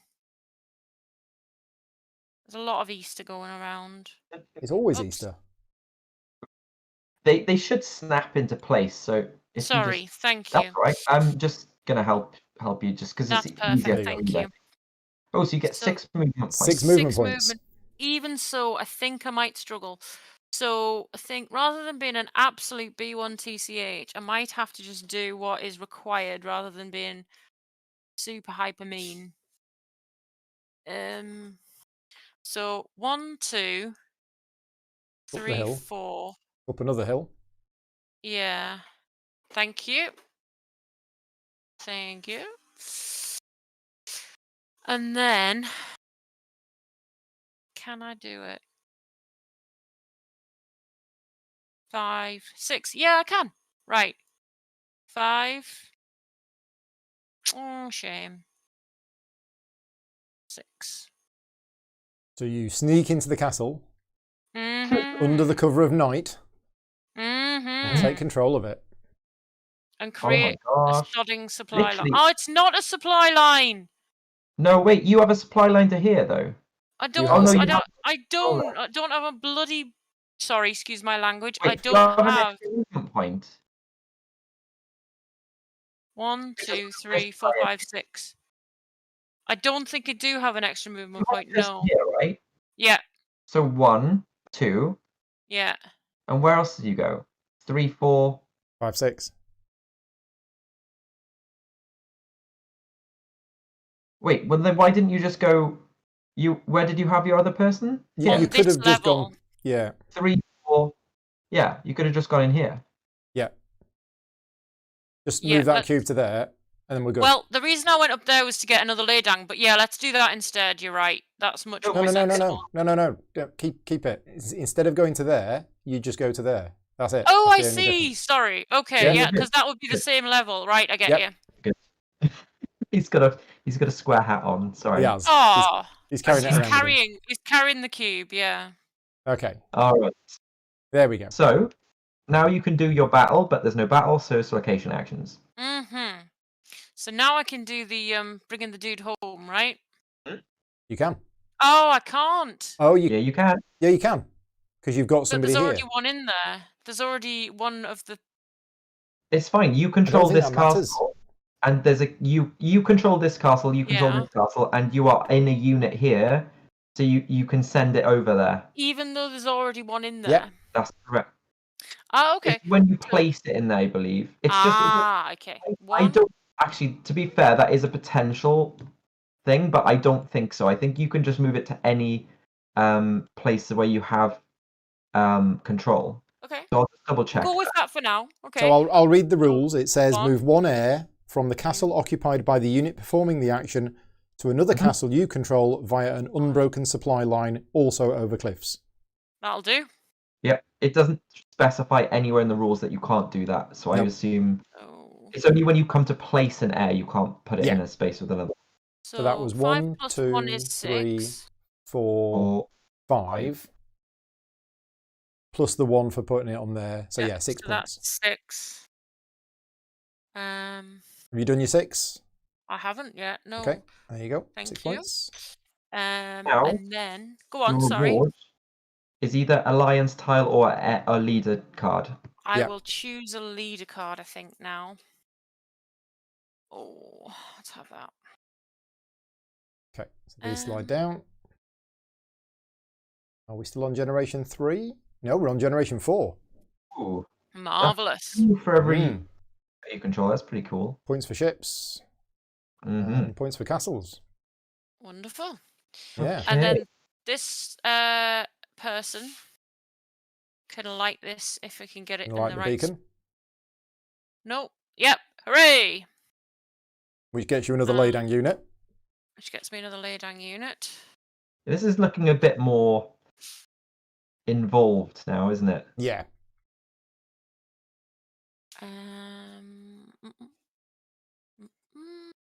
All Just done? looking. Have you got any other I think location so. actions? No, I'm just looking round, but I East are don't all think over the place. so. Yeah, so light that, get a lay down, 1 for each lit, which is 2. 2 points. I'll do that. You're on 19. I don't And I get think any. it's Russell's go. That's okay. Yep. Yeah, thank you. All right, so I'm going to spend 2 money. Oh, to play a 4th card. Yep. Wow. So I'll play this. Now, this gives me 1, 2, 3, 4, 5, 6, 7, 8 movement points, I believe. 8 movement. Right. Okay. Oh, I should have a cube in that castle, my bad. Because I've got a dude in it right now. Okay, so 8 movement points. My first movement point is going to be 1.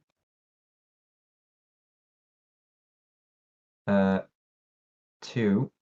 Get out of here. Yeah. And then 3. Oh, we're having another fight. What do you mean another fight?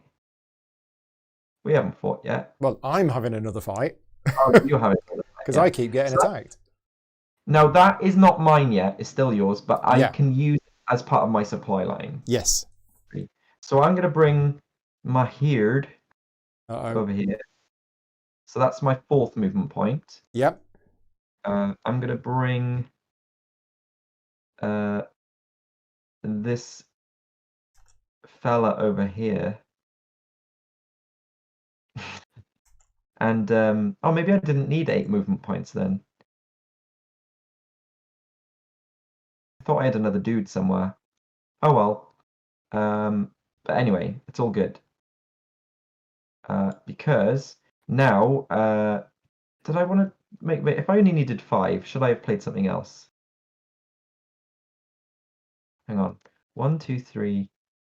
Oh, can I take that back and play a different card if it doesn't impact the game? Sure. Yeah. Yeah. I'll play the I think you're inheriting Paul's disease now. I think you need to get yourself tested. Well, I just Take realised I wanted to play. Yeah, take back Makes more disease. sense. Because I No, think it's fine. I'm teasing.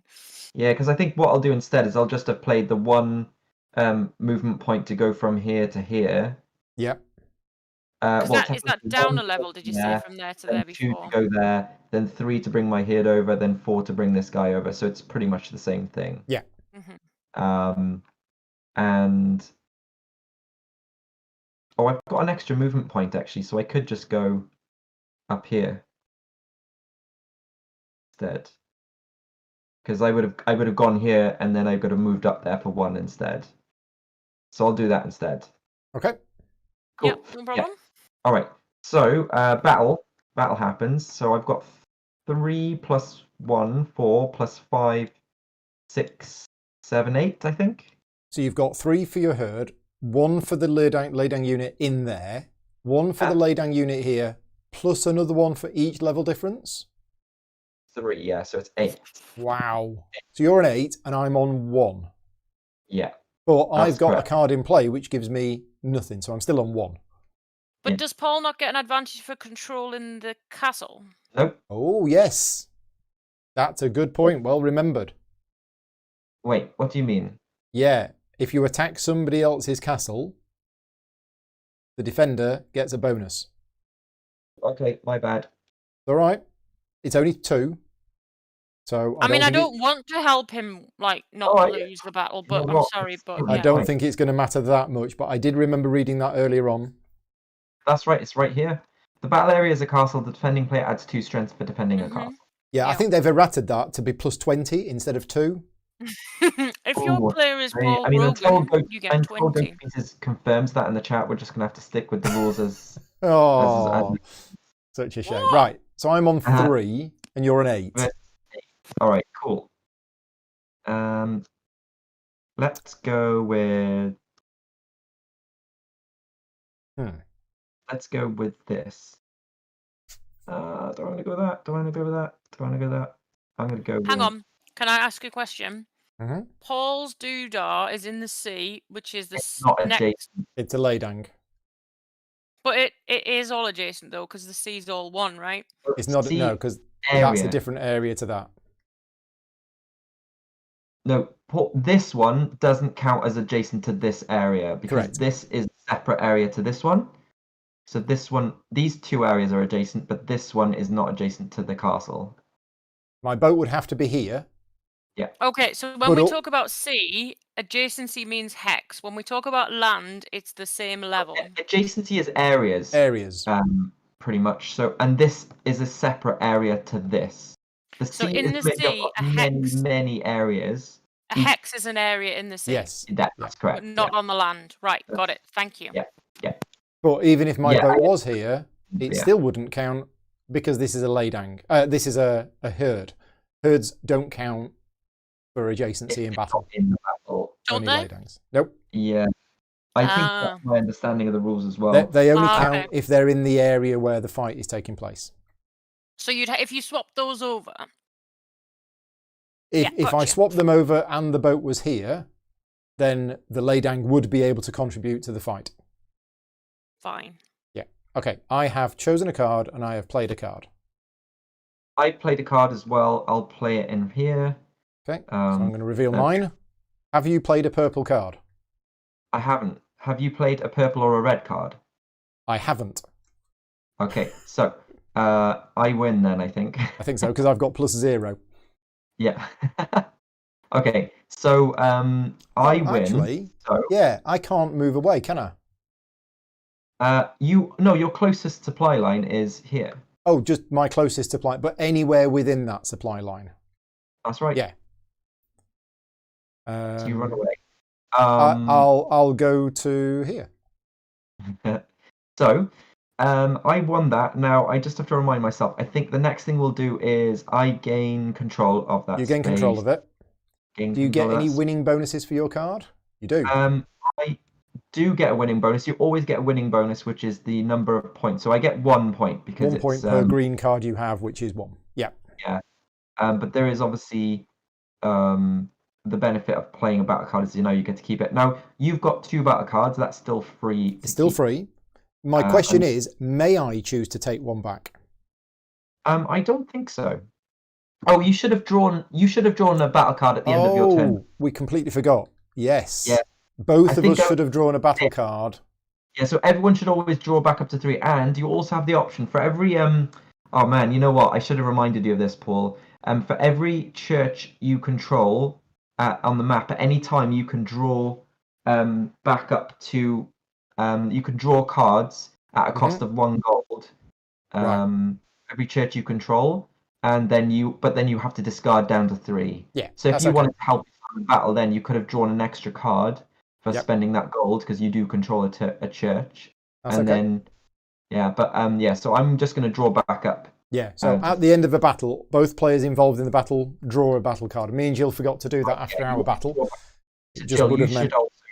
Yeah, I just quickly did it then while I was listening to you. Thank you. Cool. All right, so that's that, and also because there's no lose conditions on nope. my, but lose condition on my card, but I didn't lose, so that doesn't matter. You didn't. Yeah. And then what else? What's the next? Have you not done enough damage? No, I'm just thinking, is there anything else after a battle? I mean, to be fair, that's fine because I got the benefit of that, which was to rescue my heir. That's pretty much all I wanted to do. That's what I figured, but I don't know ultimately what my plan is. But yeah, that's fine. So now I can go on to the next stage of my turn, which is to do another location action, and I will be lighting a beacon. So I'll be lighting a beacon here, which technically should have been a control cube there, but I'll just pop it. That's fine. And that brings another laydown unit into the board. And then I'm going to do my control action here, which is an air voyage. So it's 1, 2, 3, 4, 5, 6, 7, 8, 9, 10 again. Easy again. 10 again, plus 2 actually. So it's 12. I go 1, 2, 3, 4, 5, 6, 7, 8, 9. Oh, I should have got 9 last time instead of 10. So I just realised I'll knock one off. So I'll just score. I'll just score 9 points this time. Yep, I've done it. Yeah. And then I get that air token, so that air token is now removed. It goes on here. And this, so that's another 2 points. I did that. Yep. Yeah. And my other reward is either an alliance. I think at this point, I think I'd rather get an alliance tile. So let me How many alliance tiles have you got?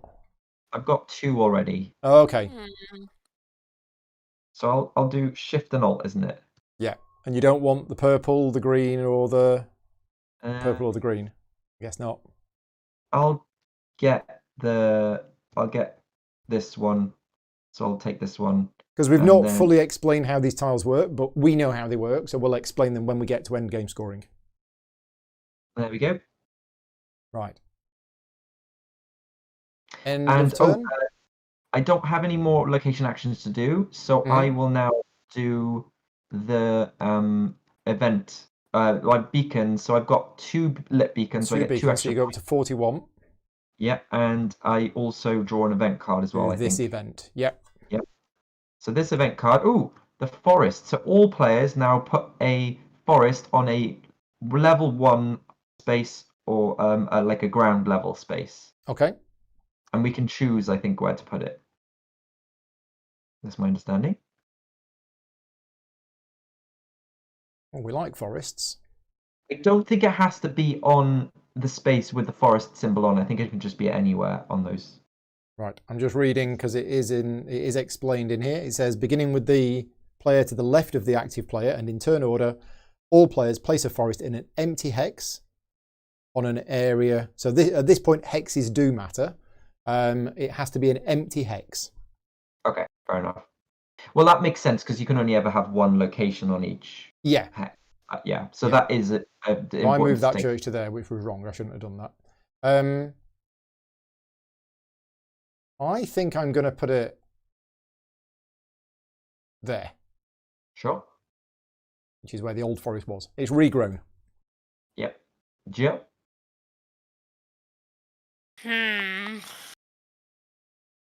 I don't usually suck this much at games. I'm sorry. I never really thought of myself as a person who sucks this badly at games. Well, it's a first game for all of us. Yeah. And look, yes. So just reading about the end of the game, Russell, the player who triggers the end of the game, they don't get another turn. They don't get another turn, but they get an alliance tile as a reward. Yeah, that's correct, yeah. And then all other players get one more turn.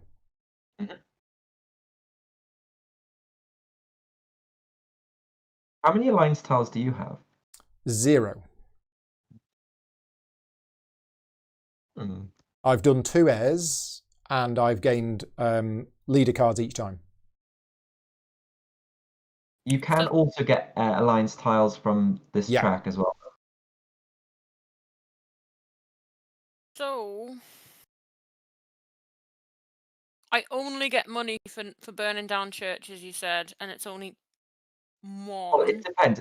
Each of them is different. Mainly you get money from burning down churches, but so where are we up to now? Alliance tiles. Well, you're here, so you would get 1 money. 1, yeah. Just trying to figure out how to score some points. Right. Yeah, a lot of it is the rescuing of the heirs back to your castle. That's a lot of points from that. Sadly, I've miscalculated once again, and I'm going to have to pick my cards up because I can't afford to play another one. I think it's my go, isn't it? Oh, I thought you said Jill. Sorry. No, I was just talking. I was just saying hello. Oh, you were just talking to me. Hello. Yeah. Sorry. Yes. Hi. Right. Well, you've placed a forest on the board? Have we all done that? Oh no, sorry. Where do we place it? Anywhere? Any space without any hex without a location, an empty hex that's on a bottom ground level or level 1 height space. You can put it there if you want to, but that benefits me, doesn't it? There's not really. Yeah, why don't you put it over here or something? Oh, I thought you said it had to have that symbol on it. No, I don't think it does. Okay. Sorry. Right, my go. All right, wait, I gotta put a tree down. All right. I'm gonna put. I'm taking all of my cards back into my hand, and I'm playing.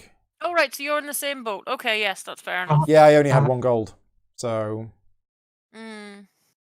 All I'm right. just saying I've done the same thing again, and I have to take my cards back. Yeah. So I think I'm going to play Ingrid Moody again. lady. Yep, Yeah. I get a gold. And I have 1, 2, 3, 4, 5 movement points. Right, so here's what we're going to do.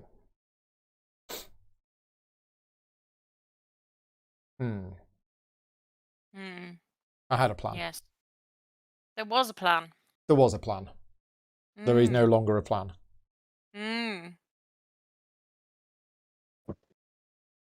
It's I not really the would like Professor to of Cunning. get rid of this one. Would you To now? be honest. Shocker. Only Bring it. because if I don't, they're going to just keep going around and causing trouble. But I have other bring it. ideas. I have other ideas. So I'm going to use my first move. How many movement points have I got? 5. My first 5. movement point is going to be used to the supply line movement to move that one to here. Okay. Just to there? Just to there. Because that's in the same area as this forest where I can chop it down and build another church. Yep. My second movement point is to move this one to... Oh, is it now? No, it's not. It's to move this one to here. Oh, okay. My third movement point is to... You didn't. Oh my god. Commandeer this boat. Oh, you didn't. I might have done. He did. He went there, people. He only went and did it. All of your votes. He only went and did that, people. Yeah. Oh my. Shocking. You heard it here first. All I have is 2 ruthless. movement points left. All is without Ruth. 2 movement points left. How do I get more laydangs on the board? I've lit all the beacons. There's no resources in villages. Oh gosh. There's some fun chat in the chat. There is, yes. Is there anti I blame Paul chat because there's about to No, be. apparently there's not too much like chatting about that, but Kyle said was going to wait until after the stream to decide whether to back it, but jumped the gun and backed it before it started. But they confirmed watching us has made them realise it's a good choice. Oh, cool, right? Yeah, Kyle, well done. I'm going to move that to there. The problem is with the boats. Oh, Sev, I thought you were on my side. Payback time on boats? What now? What's that chat? The problem with the boats is as soon as you move off them, they are easy pickings for anybody else who can just We're talking a lot about anybody and somebody here, Paul. I think you should, take accountability. Yeah. Again, ruthless. You've just disturbed my supply line. That's the thing. But you knew that, so. Just for anyone who's watching. I'm trying to get this one. Yeah. For anyone who's watching now, I can't move my air back from here now to here or to here because Paul stole the boats. Yeah. And when I say stole, I mean reappropriated. Yeah, I'm just rethinking this. I'm just rethinking this. Do it as well. So actually, I'm not going to do that. Let me just put that back. It's perfectly legal. It's a perfectly legal action. Yeah, but I've been having second thoughts. Have you? Why? I have. Because I'm looking at the point situation. Fine. Okay. I think I need to do something similar, just not with your boats. So I've done one. I've done one movement point. So my second movement point is the problem is Russell has already got. It's even worse. You're going to disturb his supply line. He's already got most of his heirs back. Yeah, he's got one here. But I still think it's worth doing that for 2 movement points. 3 movement points is that. Oh, Russell, I'm so sorry. Oops. It was just chat. I didn't mean to. Oh, don't worry. That was 3. I've got 2 movement points left. Oh my! And at this point, these are now going to go Now, if I've got this right, I could just take the other boat. Oh my. But then he'll Disclaimer. probably come and have a fight. Yeah. Yeah, so That's I don't okay, think I'm that'll going be fun. to. So, right, yeah, okay. Yeah, because if I take the boat, I leave a boat there. Oh, you can just move on to it, can't you? Yeah, okay. So we end up just swapping boats over, and it doesn't actually help anybody. Yeah, so I'm you not- need to take the boat away. I'm not really doing many many what's its names actions. Not many location actions this turn. This is the problem. I've not. I mean, I'm setting up for next turn, so I think that's it. That's my movement done. There's no battles. My only location action is to build a church here. So it cost me 2 gold because the next church building spot for me is there. It's 2 gold and 2 points. And then at the end of my turn, I've got 2 lit beacons. I get 2 more points. That's it. Right. I'm done. Okay. Oh wow. All right. Right. I got no gold. You got points for You thing, right? I got 2 Oh. points for building the church and 2 points for my lit beacons. And that's it. Oh, cool. Yeah. Wow. It's all gone west, people. It's all gone west. Right. So I've picked up my cards because I can't afford to add the third one. Mhm. I am gonna play. It's always Easter, except when it isn't. Yep. I'm gonna move somebody to here. That's 1. I'm gonna move somebody to. Oh, event. Chat is telling us about an event. Oh, sorry. No, Okay, well, I'll Yeah. stop. Because you passed over it, I wasn't sure. Yeah, so if you passed over it, then yeah, you do Yeah. an event. Thank you, Let's chat. do it. Thank you. More It's another forest. forest. Thinking time. Oh, but there's no forests left, so we can't. Oh, there is 2. There's 2 forests actually. So I think you're starting first, Jill. So you I've put got 1. loads of forests here. Oh, Do we not use these? Completely missed those. Yeah, we got loads of forests. All right, we're So yeah, good. it's Jill first. Got it. Where did you put it? Oh, okay. Cool, There. cool. All right. Well, I'll put it, I guess, here. Yeah, we'll put it there. Fine. And I'm going to put 1 here. Oh, and I should have actually built the church, shouldn't I? Yeah. There you go. I built the church and forgot to put the actual church on the board. Right, there you go. All right. Right.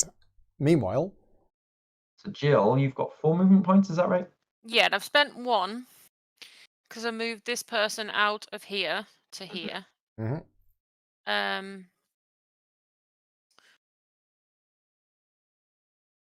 Villages with actual resources. Wow. Yeah, that's what I should have done. I built a village, not a church. Well, Because a village would have got ooh, 3 points as well. oh, if you build the village, yeah. But it does use the Sorry. laydown unit. Yeah. How many churches do I have? Just 1. Yeah. Okay. So I'll do that, and then that's 1. How many levels is that? I can't do that. I have to move. I can't jump off that cliff, sadly. So I have to go 1, 2 to get to this level. 3 to get back in my boat. You No. monster. So 1 will get you from there to there. Oh yes, that's true because I've Because got a it's all supply in a line. supply line, yeah. So that's just Yeah. 1 movement point to get onto the boat. And then I've got more people than this. Where are my people? Ah, over here. Yeah, there's this guy on holiday. He's on holiday. Well, you say that. I think he's found somewhere new to settle. And he's got 2 movement points. Let's just spin that around. Right round, right round. How high is that? Is that 1 more up or is that 2 more up? That's This 2 is on the more same up, level isn't it? as the castle, but this is 2 up. Yeah, you can only get there easily in Christmas when you get a pair of rocket boots Yeah. from Santa. But I could get to here. That's not really going to help me, though, is it? Okay. Let's do it, though. So 1 to here, 2 to here. Yeah. That's my movement. Mm-hmm. And then if I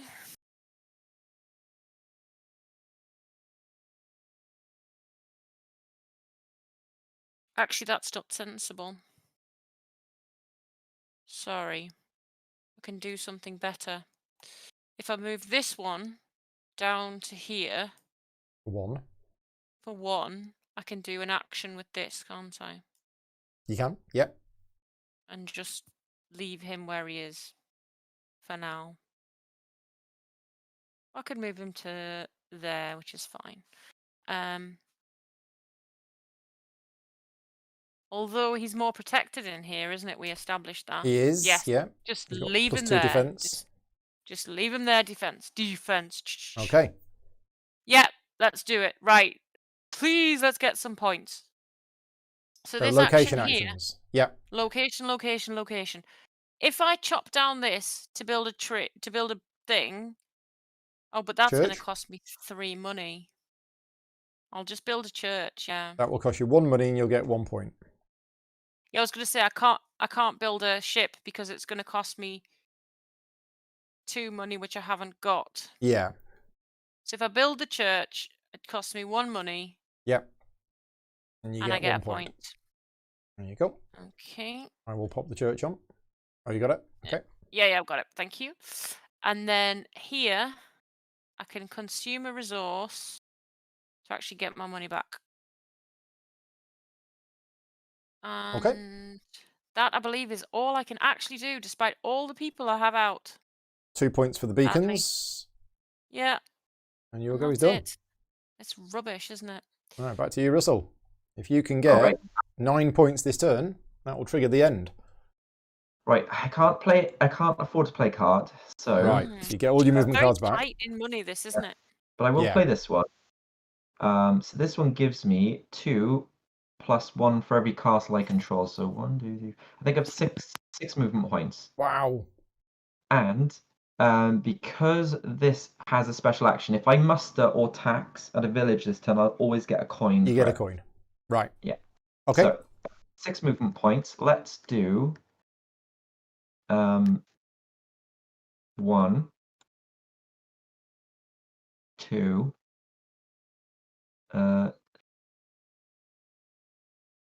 3, and 4. Oh wait. Oh yeah, 4, 5. 6. How did that one get there? So it went from there then to there. Yeah. So I went 1, 2, because this is all on my supply line.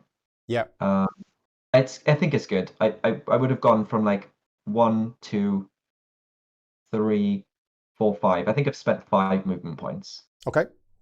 Yeah. Okay. So battle. There's a lot of fighting on boats today. So this is my herd.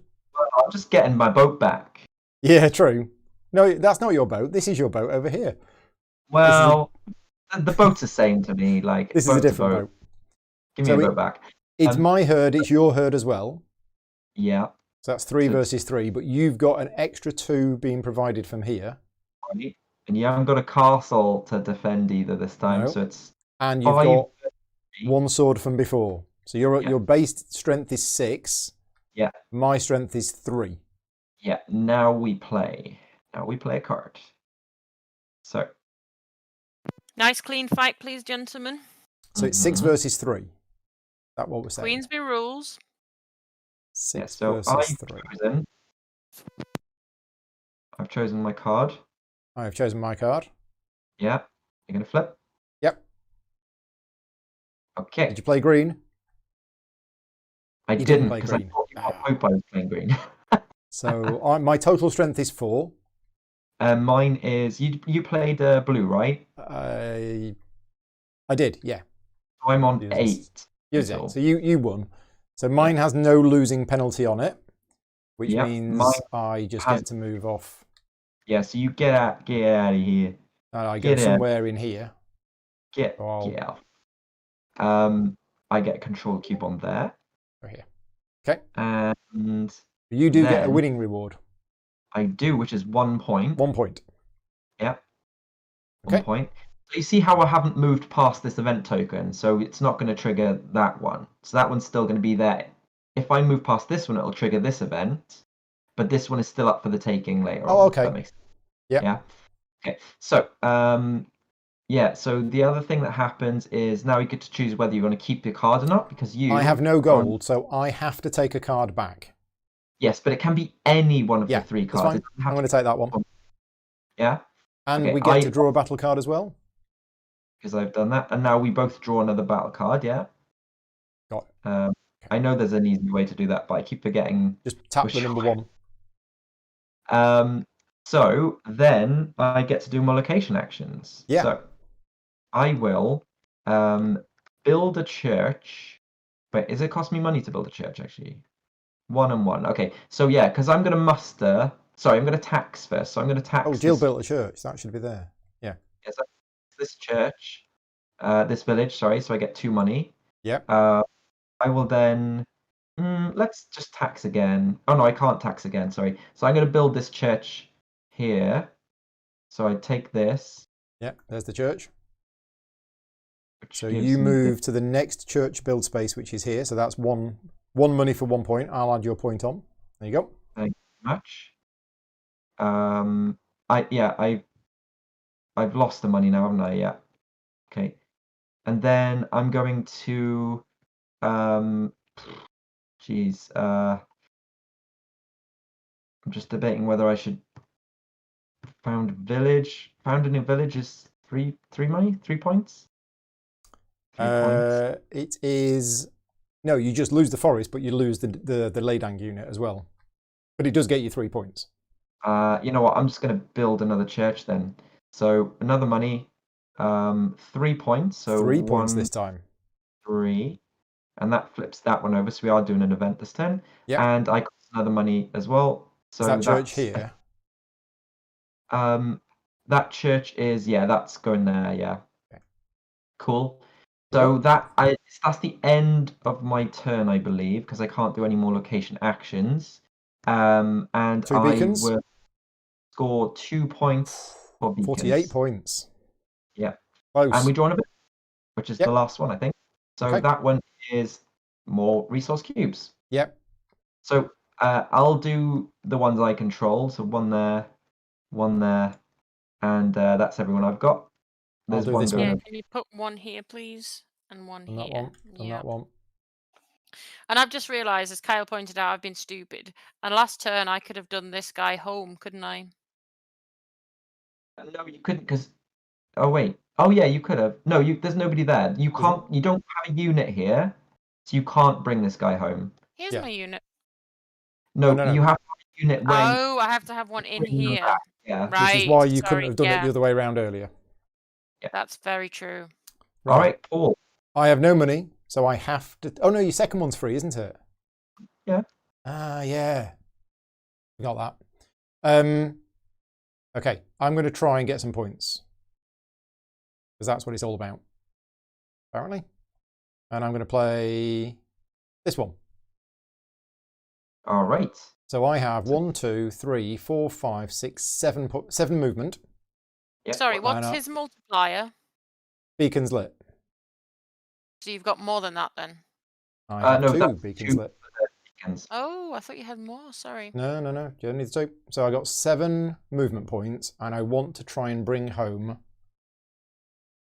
But I don't think I can because somebody's snatched my.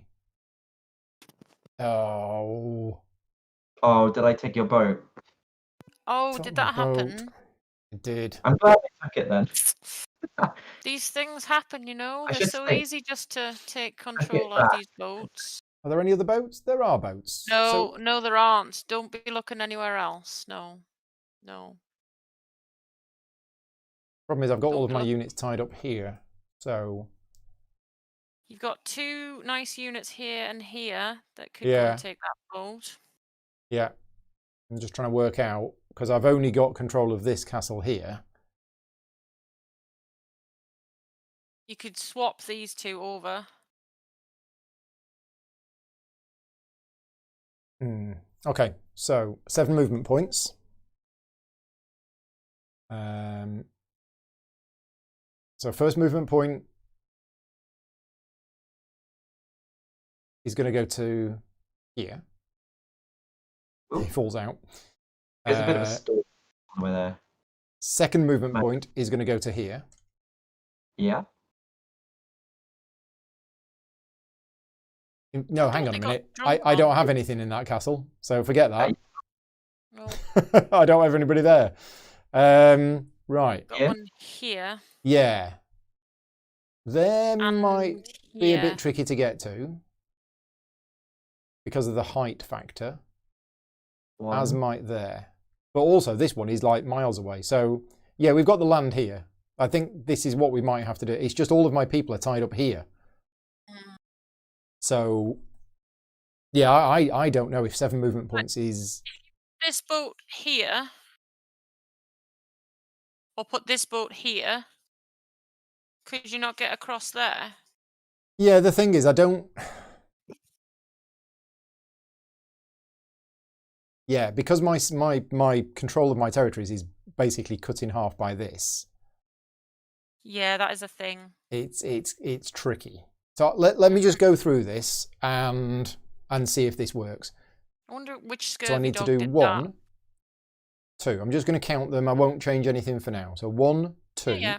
Because now all of this Yes. is connected together. Okay, so that would be 2. You need another boat.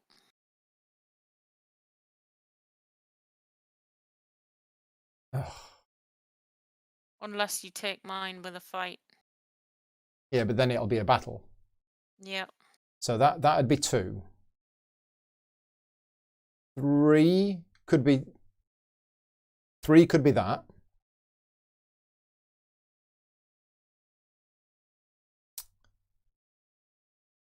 Four could be that. Yeah, this is just way too slow. Plus, you wouldn't create a supply line because you couldn't leave anybody behind. You still need another boat. Yeah. Well, you just need to have a battle with me and chuck me out of the castle. To be fair. I'm Which saying, castle? wait. The castle I've taken from you. Yeah. Oh, yeah. Get up. I You play a certain card to get to here, wouldn't you? It'd be too much to get up there. I think that's what I need to do. So let's just undo this. Let's put that back. And that was there. And that was there. And that was there. Right. Okay. So 7 movement points. Here's what we're going to do. We are going to send this one to here. So that's 1. Yep. Then my third is going to go 2, 3. Yep. And start a battle. A battle. That makes the most sense. Then this one's going to come in for 4. Yep. Part of your supply line. Reinforcements. Okay. Okay. And interesting. I'm now seeing the tactical advantage of the castles on top of the hills because they're really hard to get hold of. So that was 4. This is going to give me 1 bonus for being next door anyway. Oh, just 1. Okay, 5. Yeah, because it's on the same level. So that's 4. True. Yep. But I can go. I can go 5, 6. Yep. Okay, so that's not a battle.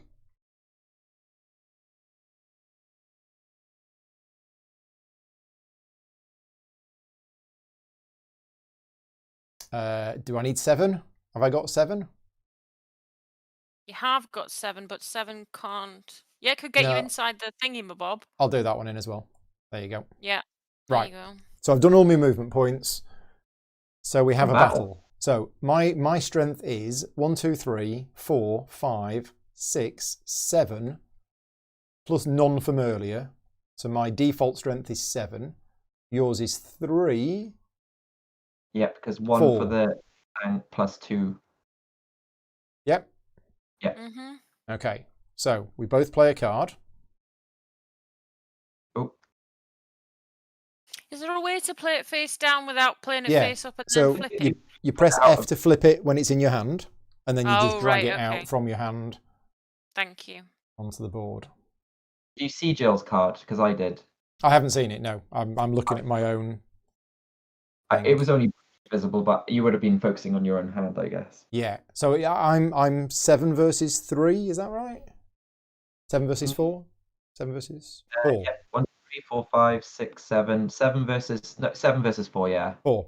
Why am I 4? I thought I was 3. You get 1 for a laydown, Yeah. 2 for defending a castle, Yeah. and then 1 for your bonus from here. Ah, from there. Thank you. Yeah. Okay. What colour card have you got in play already? Red. Red.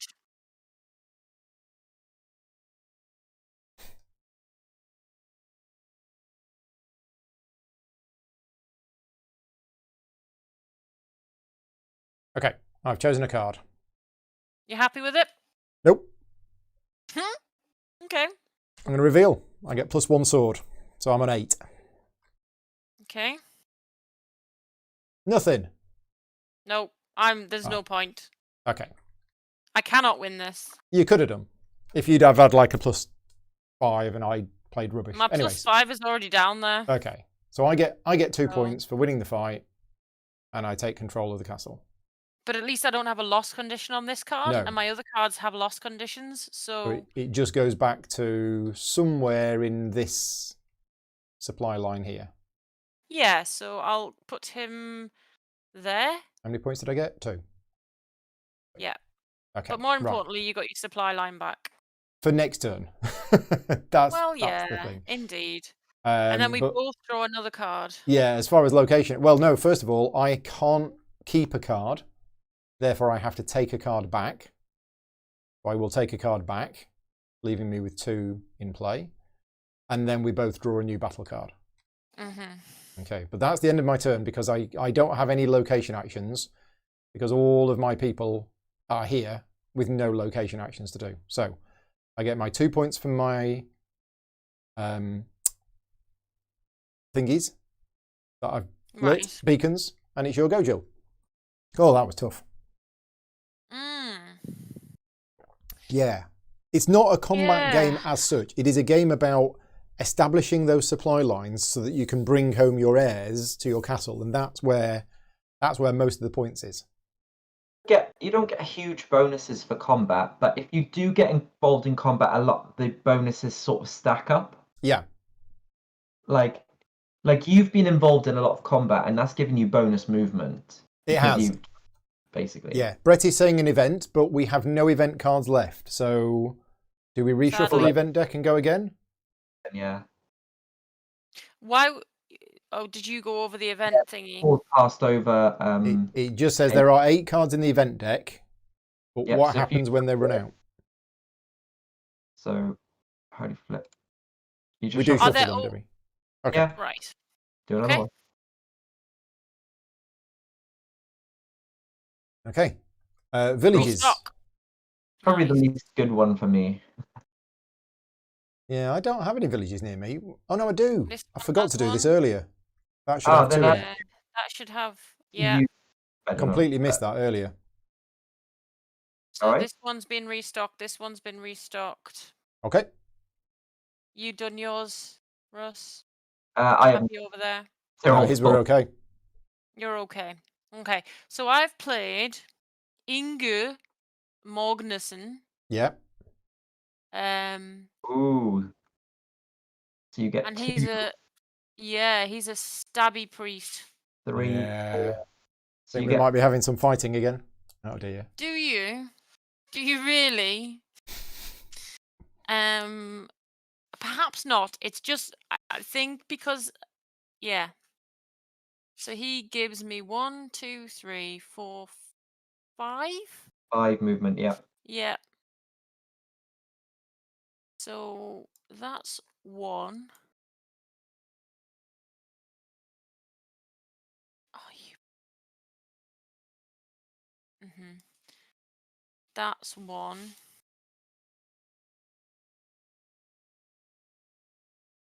How high is that? That's 2. Bugger.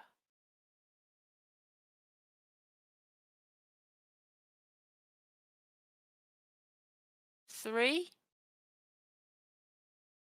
Is that valid for 3 to there? Where do you move from? This area. Yeah, because you're just going down 1 level. That's fine.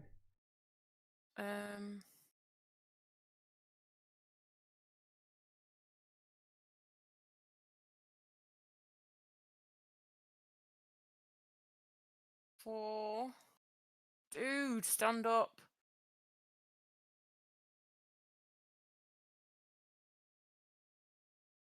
5.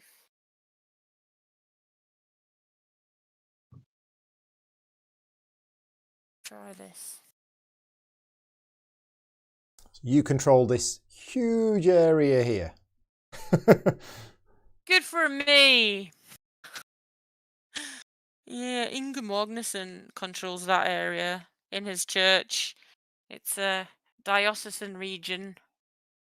Yeah. Yep. I think that's it for movement. Okay. No battles? I don't think so. Okay. 1, So, 2. location actions. What are you going to do with this church? Well, now I've got 3 of the them. forest, or this other forest. Yeah, now I've got 3 of them. If I cut a forest down, is a boat free? Yes, I think so. Wonderful. So, in theory, therefore, nothing. I'm just going to enjoy the fact that he has a church to rule over this big area. Cut these trees down that are in his region. Get a boat. Praise be to Inga Magnuson, and have a free boat. I think it has to go adjacent to the region. Oh, for the love of honey. Are you kidding me? Russell, can you confirm that? Sorry, what's this now? When you build a boat, does it have to be adjacent to the region where you built it? The closest sea space, yeah. Yeah. Well, So that's mightily inconvenient. It can be there, or there, or there.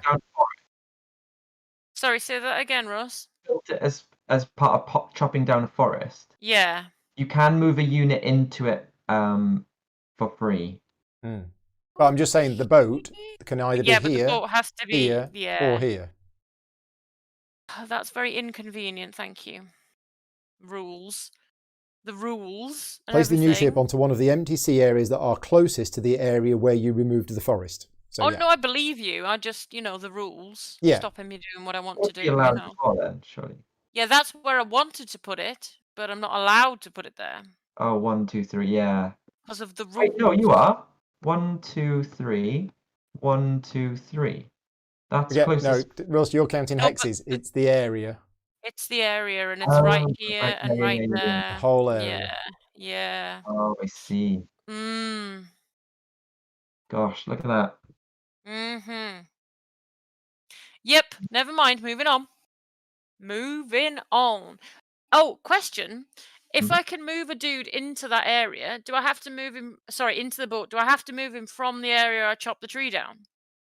The unit that built the ship may immediately move onto the ship. Yeah. So it has to be the unit that built the ship. Okay. Rules. The rules. Yeah, the rules. I love them rules. Okay. So we'll do some village actions then. Okay. Village.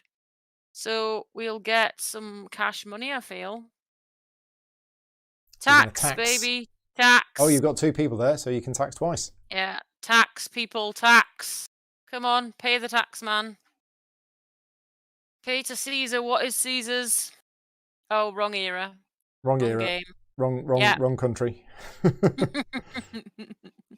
And then we've done that, we've done that, and then I get 2 measly rubbish points because I'm so sucky at this game, boys. 2 I'm points. so sorry. Yeah, Okay, that is Russell, really bad. for your last turn of the game, Oh, because you are going to get 2 points whatever you do. True.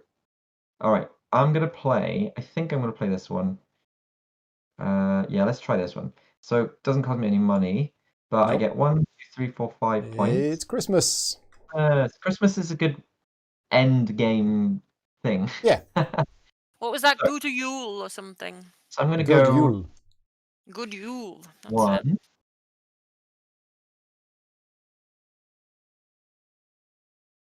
1. I think you can see what I'm doing. 2. You're going to burn down the church that I built? No. 3. What? 3. Oh. Then I'm gonna go. I threw too much in here, to be honest. Yeah. Sorry, this is hilarious. You I were just saying spent 3 about the turns setting up a supply chain, and yeah. You were saying about a lack of player interaction. No more. Okay. Oh.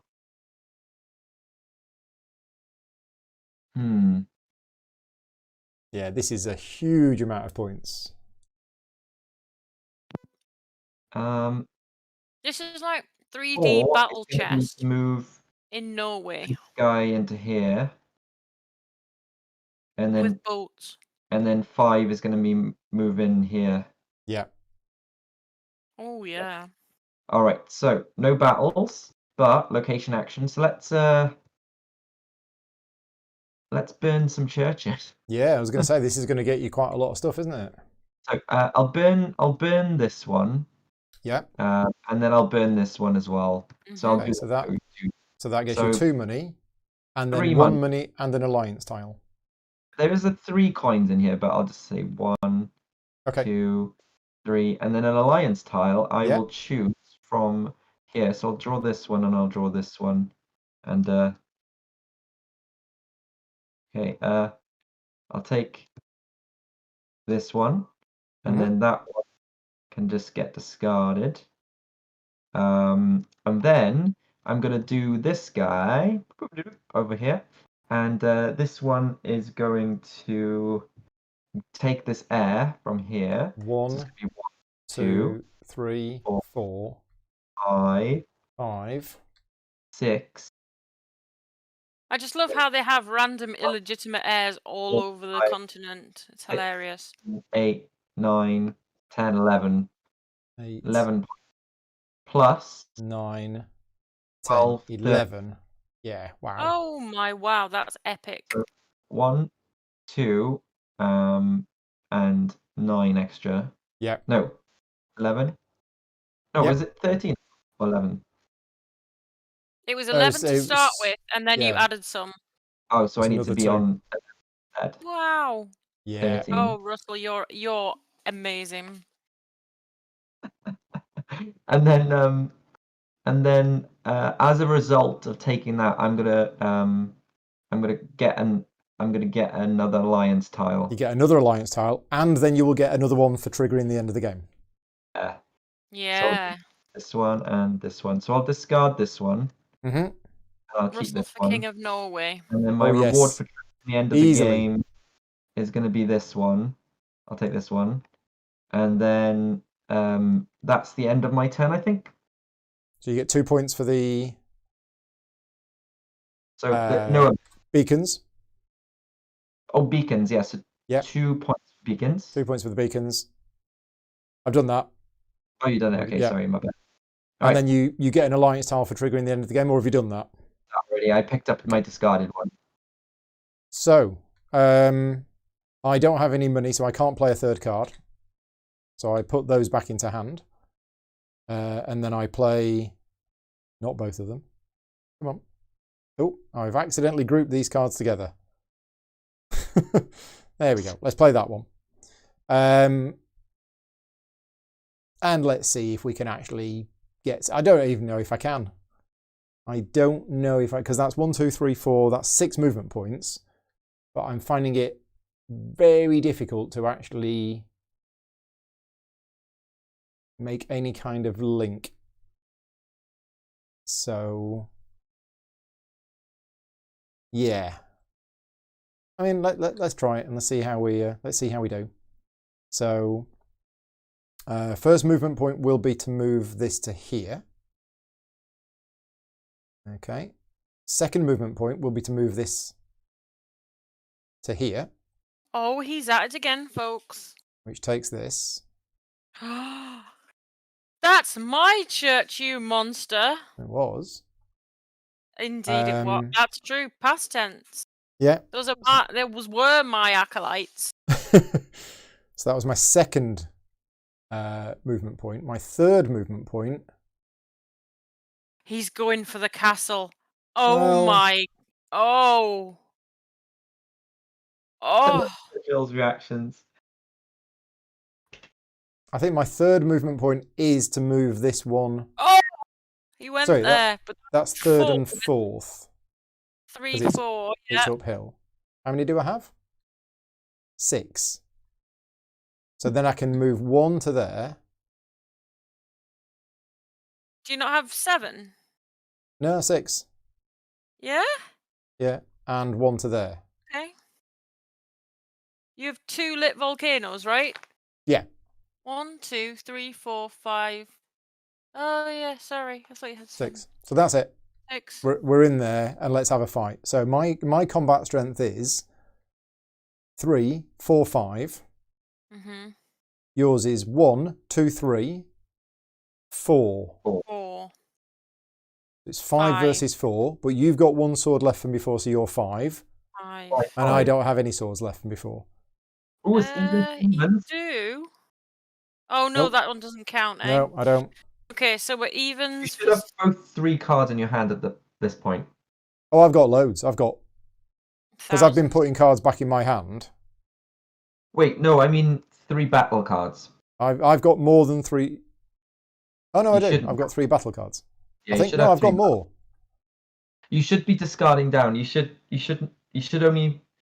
If you keep or discard a battle card, you don't get to keep it if you don't. Oh, I you was don't- putting it back in my hand. That was yeah. that was Card. bad pull. Bad pull. So that shouldn't be mine.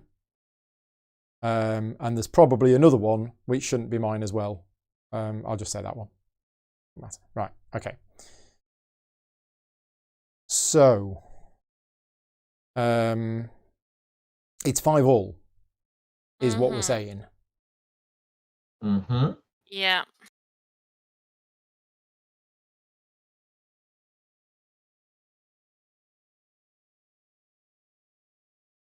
Okay. All I right. have a card. I You have got a a card. Yeah. Okay, Bring I'll it. reveal my card. So I've got an extra 1, so I'm on 6. Oh, And if you played red or monster. blue, I got You up to 9. absolute monster. It's blue. Oh, Yes, so Paul wins it, I do.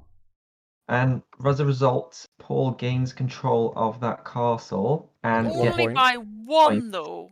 You By 1. absolute monster. Now, we are going to see a part of the game that we've not seen before, is that Jill's card has a lost condition on them. So all previous battles that we've had in this game, the player who lost the battle didn't have a lose condition on their card. This time we do. And in the basic game, basically your Laydang dies. In the full game, which is what we're playing now, is Jill could choose to lose one of her leader cards. like remove it from the game, basically. Yeah. You can't see me, folks, but Jill is now Instead of shaking Laydang. her head in absolute dismay at Yeah. this awful turn of events. I think. So now I have to. We've Ugh. got a I big have stack of choose people. to either lose Stabby McStabface. It has to be a played leader card, by the way, so it can't be one from your hand. Oh, I have to lose Monsignor Uh, Stabby or Face. Lose Yeah. one of your laydangs, like you could just. You could just lose that one. Oh yeah, okay, all right. That's There you go. much better. Okay, problem. sorry. Yeah. Bye-bye, off you go to join your friend in the reserve pile. Right. Location you- action. In the I back. mean, apart from losing my whole castle, you know, just that as well. Say again, Or Russell? did you win? Did you gain a point from winning the battle? I did. Okay, cool. Because I played one. I just didn't. Yeah. I just didn't know if you put it on the score track. So It's a good this. job there's no reputation in this game, because you'd have just lost a lot there, I feel. So I'm going to do the Air's Voyage action, location action here. I'm going to send this one to here.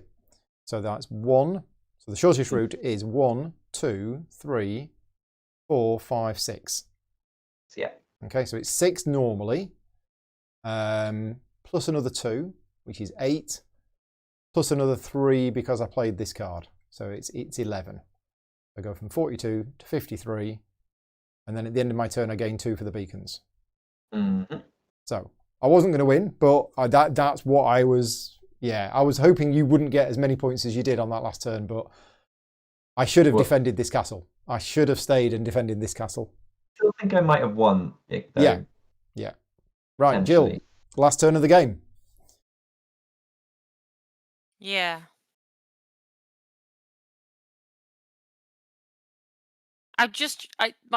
Yeah, there are no words for the amount of, yeah. Did you need that castle? Yeah, I did. Yeah. Would the viewers like to tell Paul what he's just robbed me of? You know, my last little piece of, you know, tiny bit of semblance of pride to get some points at the last turn. But no, you had to take it. Had to take it. Yeah. The only one I could have done, I think. Yeah, you say that. Right. So all of that, I can afford to play my last card now for what it's worth. So you spend 1 gold to play a 3rd movement card. Yeah, I'm just gonna put these over here because, yeah. Oh, at the end of the battle, I needed to pay gold or discard a card. I'll discard a card. There you go. Done. Although and then I draw a new card. The summer solstice lets me go up cliffs, right? So I believe so. yeah, so if I play that. Or is it? Oh yeah. Summer solstice allows you to go up cliffs. Yeah. Okay, this might not be. Yeah, but he's still.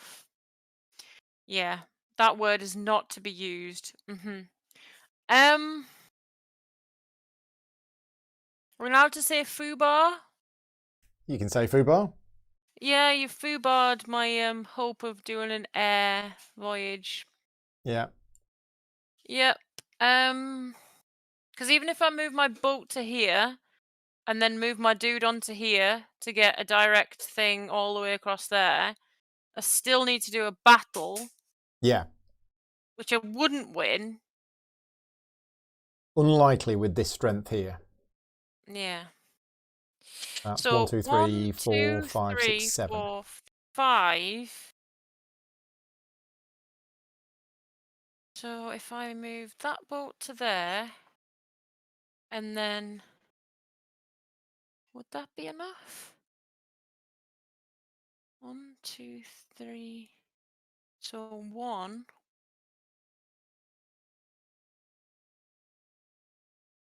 2, 3, 4. Even if I move my head into there, and that would be there, and that would have 2, that would still give you 2, 3, 4, 5, 6, 7. Oh, for goodness sake.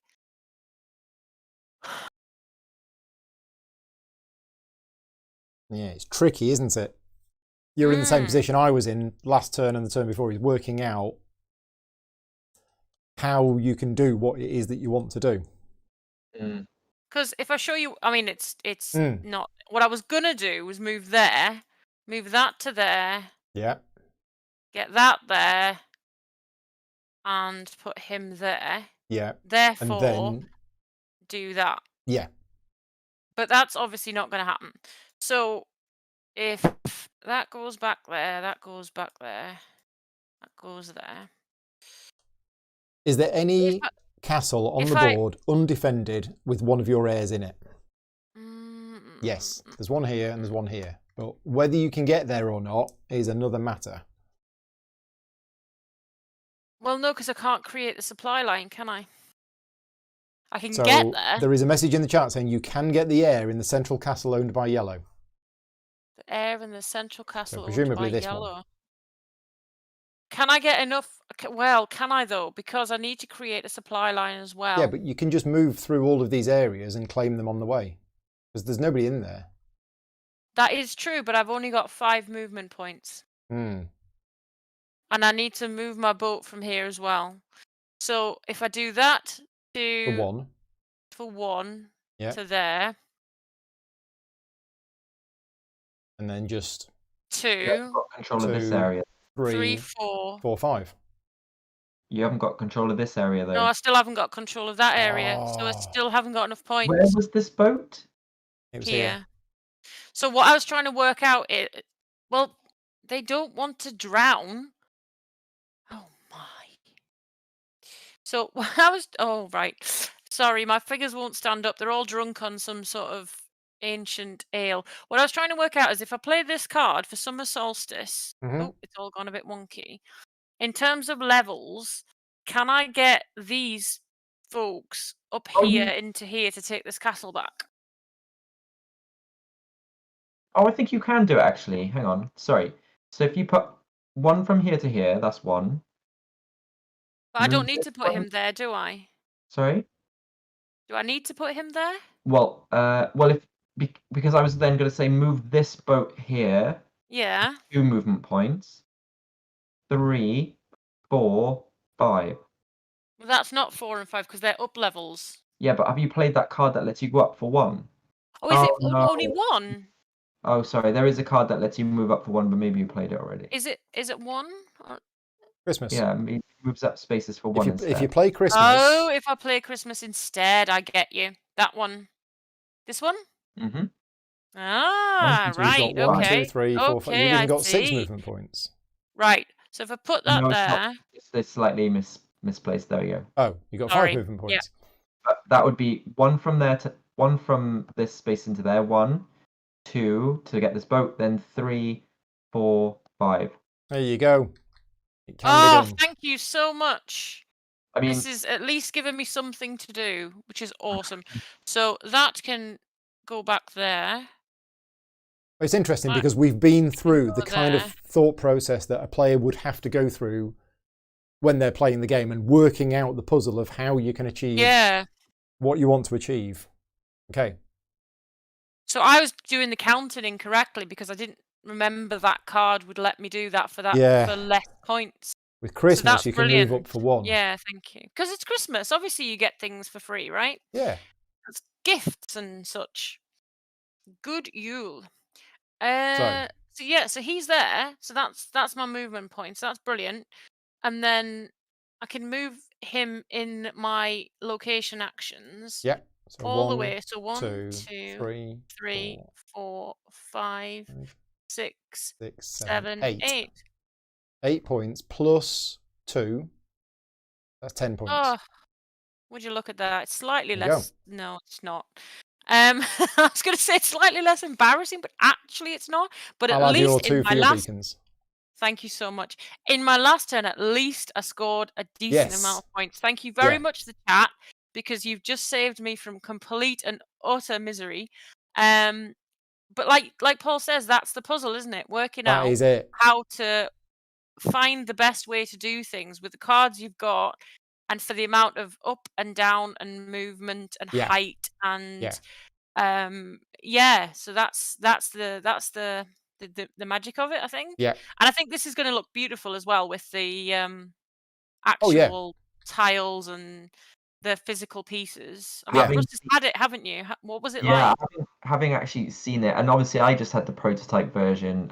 It does look good. It's got good table presence, and I think it makes more sense. I think it is actually quite tricky for using Tabletop Simulator to kind of judge height. Like I often found myself having to like reorient the view just to find out. But obviously in the real game, it's a lot more obvious what is high and what is low and how high they are.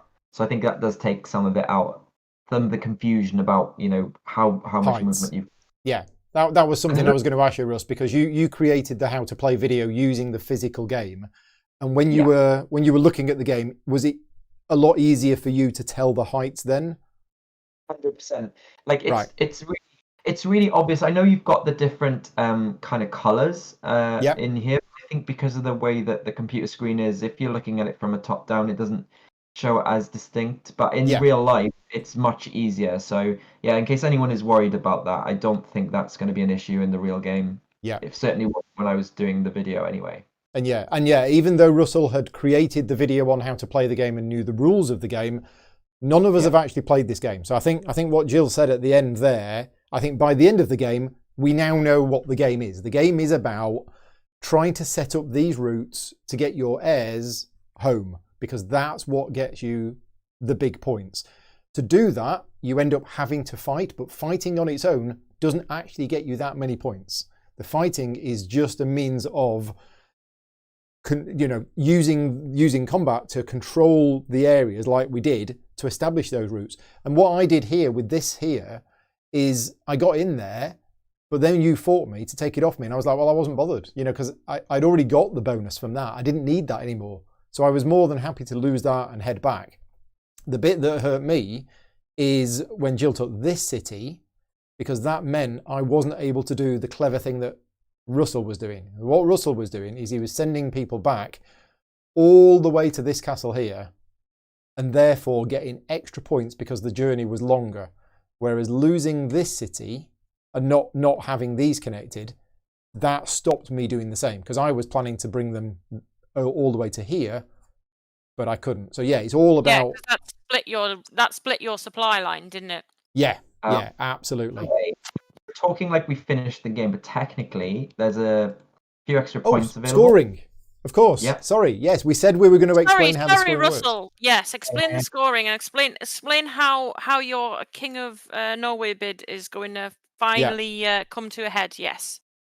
And now what we'll do is we'll look at all of the battle cards that we've played and kept. I assume, yeah, that's fine. So all the battle cards that you've played and kept in your supply, in your battle line, as well as any alliance tiles that you've got. Right.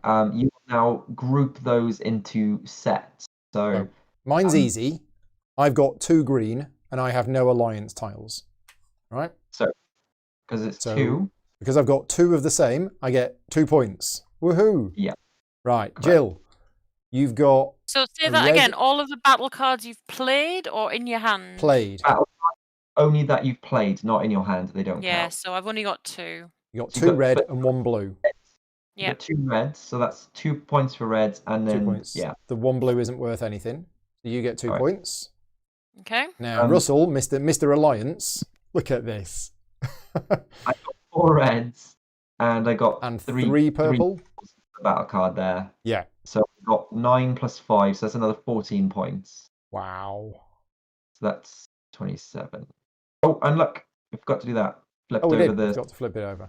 There you go. Okay.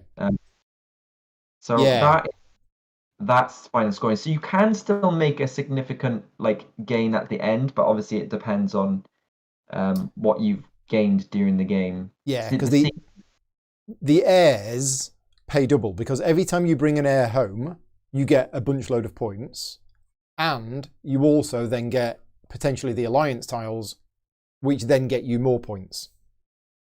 Oh, Brett's got a point. What's Brett saying? always has a good point, but Brett says Paul and Jill should have got alliance tiles for their last 2 air moves. Oh yeah, completely forgot. Okay, well let's take one and see if we get. No, I didn't get anything. I didn't.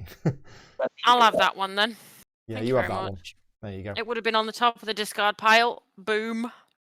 So you get a whole extra point. No, it's 3 points. Extra point. Ooh. Because you've gone from having 2 of the same to 3 of the same. Thank you very much, Brett. We completely forgot about that at the end.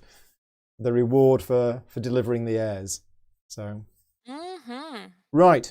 So we're all good. We've finished. We've now played a full game of it. Yeah. And there you go. So Russell, obviously you learned how to play the game to create the video, which was about 40 hours of work in total. Now that you've played the game, did it play like you thought it might play, having worked on the rules video? Yeah, I think it did. Okay. I think it's kind of weird because when I was making the video, obviously I was trying to imagine myself playing, and obviously every time I would look at the rule book in preparation, I would actually set the whole game up as well. Right. And I was doing lots of practice moves, like Okay. to example moves. So it did make kind of sense, and it plays mostly the same. I think it's slightly under. I think it gets mostly like it stresses the important parts of the game enough. I think it is generally like the air voyage. It does kind of imply like there's a lot of points to be gained from there because you're trying to create long routes. Yes. And you do kind of set that up early. Yeah. And obviously, you can't guarantee it's all going to work because, you impeded me a little bit. All And the I players. know that Yeah.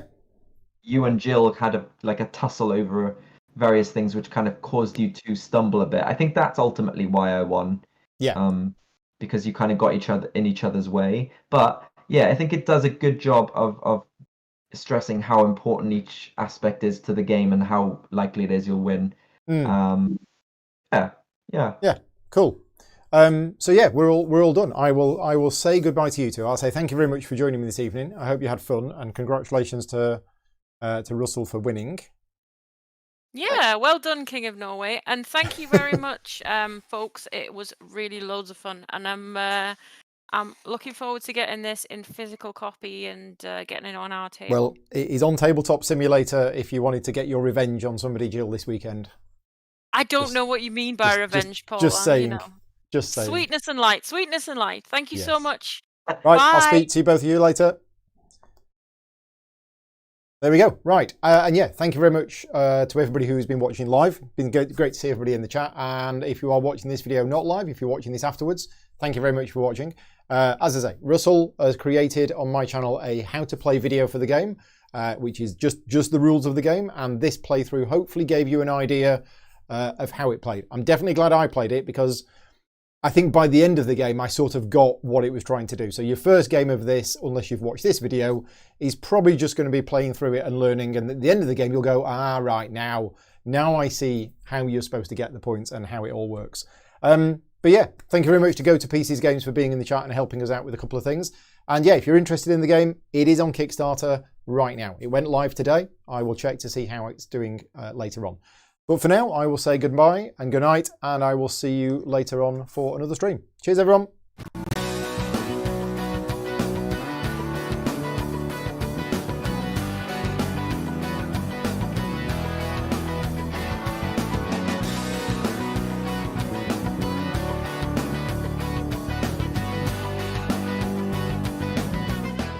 Gaming Rules is proudly sponsored by Game Toppers, upgrading your gaming experience. Visit GameToppersLLC.com.